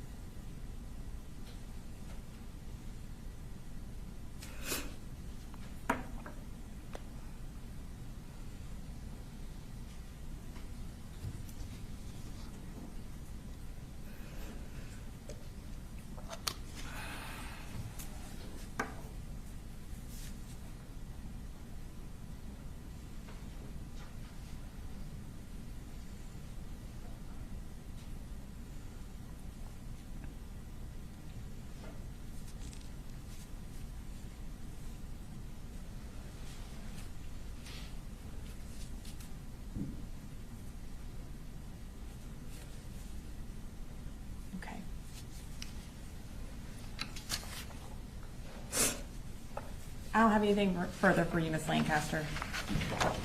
Carl? No cross, Judge, thank you. All right, thank you, ma'am. Here you go.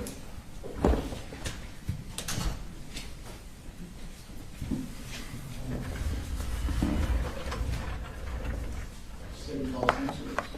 The state calls David Phoenix.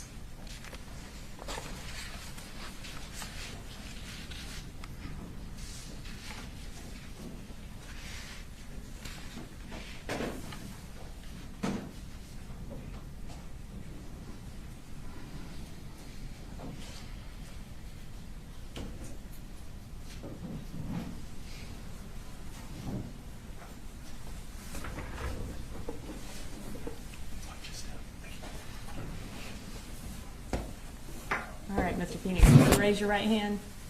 Do you swear to tell the truth, the whole truth, and nothing but the truth so help you God? I do. You can go ahead and have a seat. Can you go ahead and tell everybody your name and then spell your last name for the court reporter? Sure. My name's David Phoenix. You spell my last name Phenix, and I was employed with Barrow County Schools for the specifically Apalachee schools. I just retired, so I was in 2024. Okay, so did you retire, was your last time at May of 2025? Was that your last school year? Yes. Okay. Well, congratulations on retirement. Thank you. How long were you a teacher for? Approximately 25 years. And how long were you at Apalachee? 2 years. You, while you were at Apalachee, what subject did you teach? I was special education, and essentially what that means is that usually I have my caseload of students that are specifically mine, and I follow them from freshman to senior year. And but in the normal classroom, I am there to provide support for the general education teacher. Specifically, if we take the situation that, for example, Valerie Lancaster was a general education math teacher, and I was in the same room with Valerie as the support. I have a list of students that, in most cases, when you say special ed, they're not. There's a variety of degrees of special education, and most of the students that I dealt with it could be anything from mild autism to attention deficit type issues, and that was and we would provide accommodations for those students, and 9 times out of 10 it usually meant extra time for a test, or testing a smaller group or whatever, just stuff to address the deficiencies that they may have, so they can be on par with the general education students. Okay, and so in Miss Lancaster's class, were there kids that were on your caseload, but also kids that were not on the special ed caseload? I don't think so. I think most of mine were. That class was a 10th grade class, and I don't think there were any of them that crossed over on that specific class. Okay. So you were a special ed teacher. Did you do anything else at school? I was the head golf coach. Okay. And did Miss Lancaster also coach with you? She's doing it this year. She's doing it this year. She did not do it back then. Okay. So on September 4th of 2024, what was your second period class? The second period class was geometry. Okay. And that was with Miss Lancaster? Yes, ma'am. Okay. We're going to pull up State's Exhibit 3.2, and it has your class circled on there. On this particular day, can you before anything happened, can you tell us how that class was going? I mean, it was, I guess, normal pretty much what we've done. I know it was just the beginning of the school year, but for the most part, we'd gotten into a routine. And I think at the time, the class started as normal, and then I think we were handing out worksheets or quizzes or something like that at the time, and just conducting, geometry as usual. Okay. And are you generally walking around the class trying to help your students? In most cases, yes. This particular day, did something grab your attention outside of the classroom? Sure. Yes, it was. It was probably, I guess, 30 minutes into the class, and we heard something that I guess both Valerie and I were up and around, and we heard something. You know, I thought it was, you know, and a lot, maybe contractors working on an air conditioning system or something like that. I didn't, and at the time, you know, what normally most teachers would do when you hear something out of the norm, you kind of go out and investigate. You know, a lot of times it might be, you know, a teacher and a student kind of getting into it. It might be, you know, fight. It could be a variety of things. But normally you just kind of support the teachers on your left and your right, and you go out and just kind of make sure everything's okay and see if they need any help. And so on this particular day, when you heard that, is that what you did? Yes, ma'am. Okay. And when you left your classroom, do you remember if you went to the left towards J Hall or to the right? Looking at the diagram, I think we would have gone to the left. Did anyone else come out of their classroom with you? Yeah, when I stepped out, pretty much was face to face with Ricky Asenwall. Did y'all have time to speak or anything? We may have exchanged a hey or kind of that what's going on look type thing. And what happened as y'all both left your classrooms? We probably walked about in no more than 3 to 5 feet, and then looked up, and I think you can kind of see in the diagram where there's a hallway going that kind of dead ends, that our hallway kind of dead into that back hallway, which is a J Hall. And we probably walked about 3 or 4 feet, and then we, you know, at the time we saw a young man with a rifle. Did you see him before he started shooting? I did very briefly. I saw him basically in the pose with the rifle, and the minute I saw that, I think both Ricky and I both scattered. Okay. And were you shot? Yes, ma'am. Did you see Coach Asenwall? Was he shot? I honestly, at the time it happened, you know, I saw a young man with a rifle, and we kind of dispersed, and I was on Ricky's left, and Ricky was more in the center of the hall, and I was more off to his left. So, and at the time, I picked up the fact that he did have a rifle, and then I kind of dove back in more toward trying to get back into our classroom. And were you able to get back into your classroom? Yes, ma'am. Where did you go when you got back inside?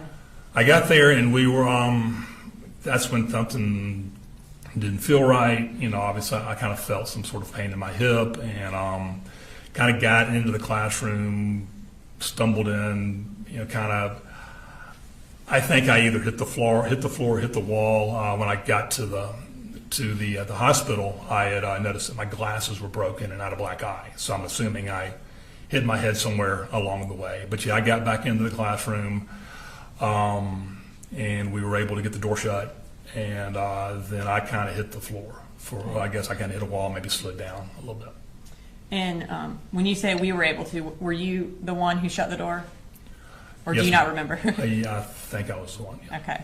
Do you remember how you were able to do that? Just getting there. I mean, I guess I kind of crawled over and did it. I mean, I noticed that I'd kind of lost some movement in my hip or my leg really, and I was able to kind of get across the room and get the door shut. And after you got the door shut, what did you do? Pretty much kind of fell down flat on my stomach. And were you in pain at that point? I've never been shot before, so it's kind of hard to tell. But yeah, there was some pain there. Okay.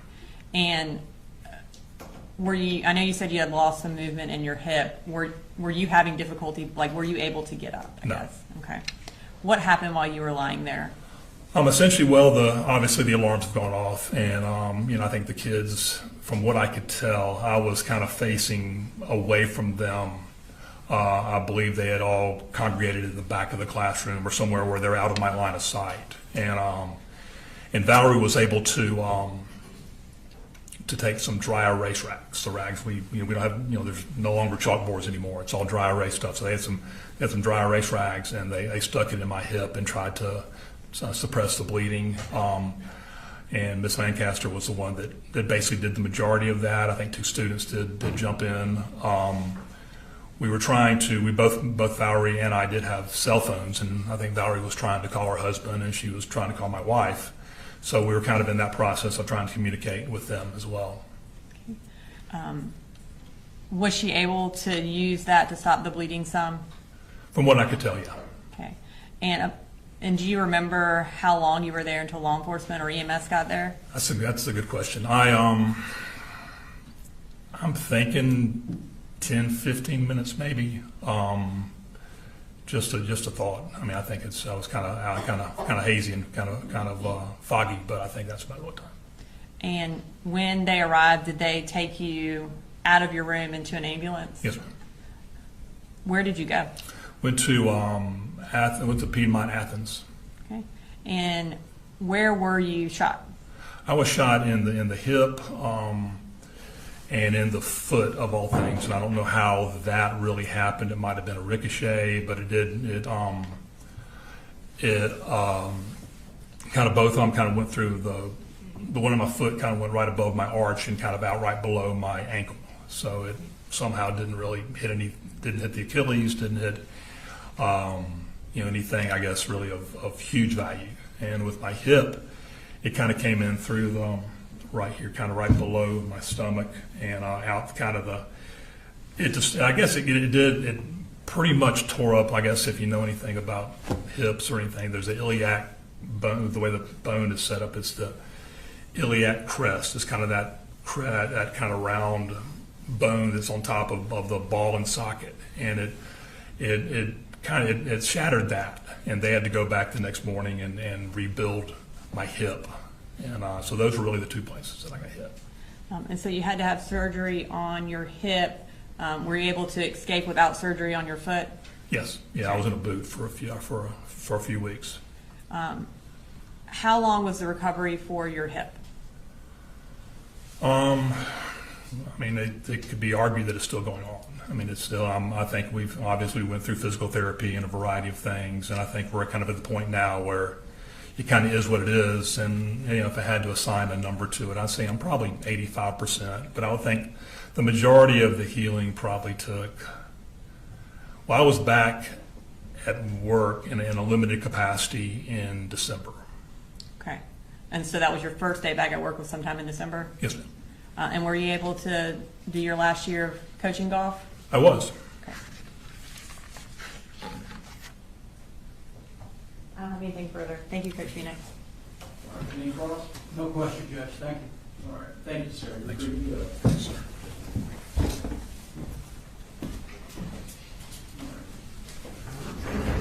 Do I understand there are no additional witnesses today? That will be our last witness for the day. Ladies and gentlemen, I think we went through more witnesses more quickly than was anticipated, so we're going to stop for the day, and if you will, we need to be at 8:30 tomorrow morning. Don't stay off the media.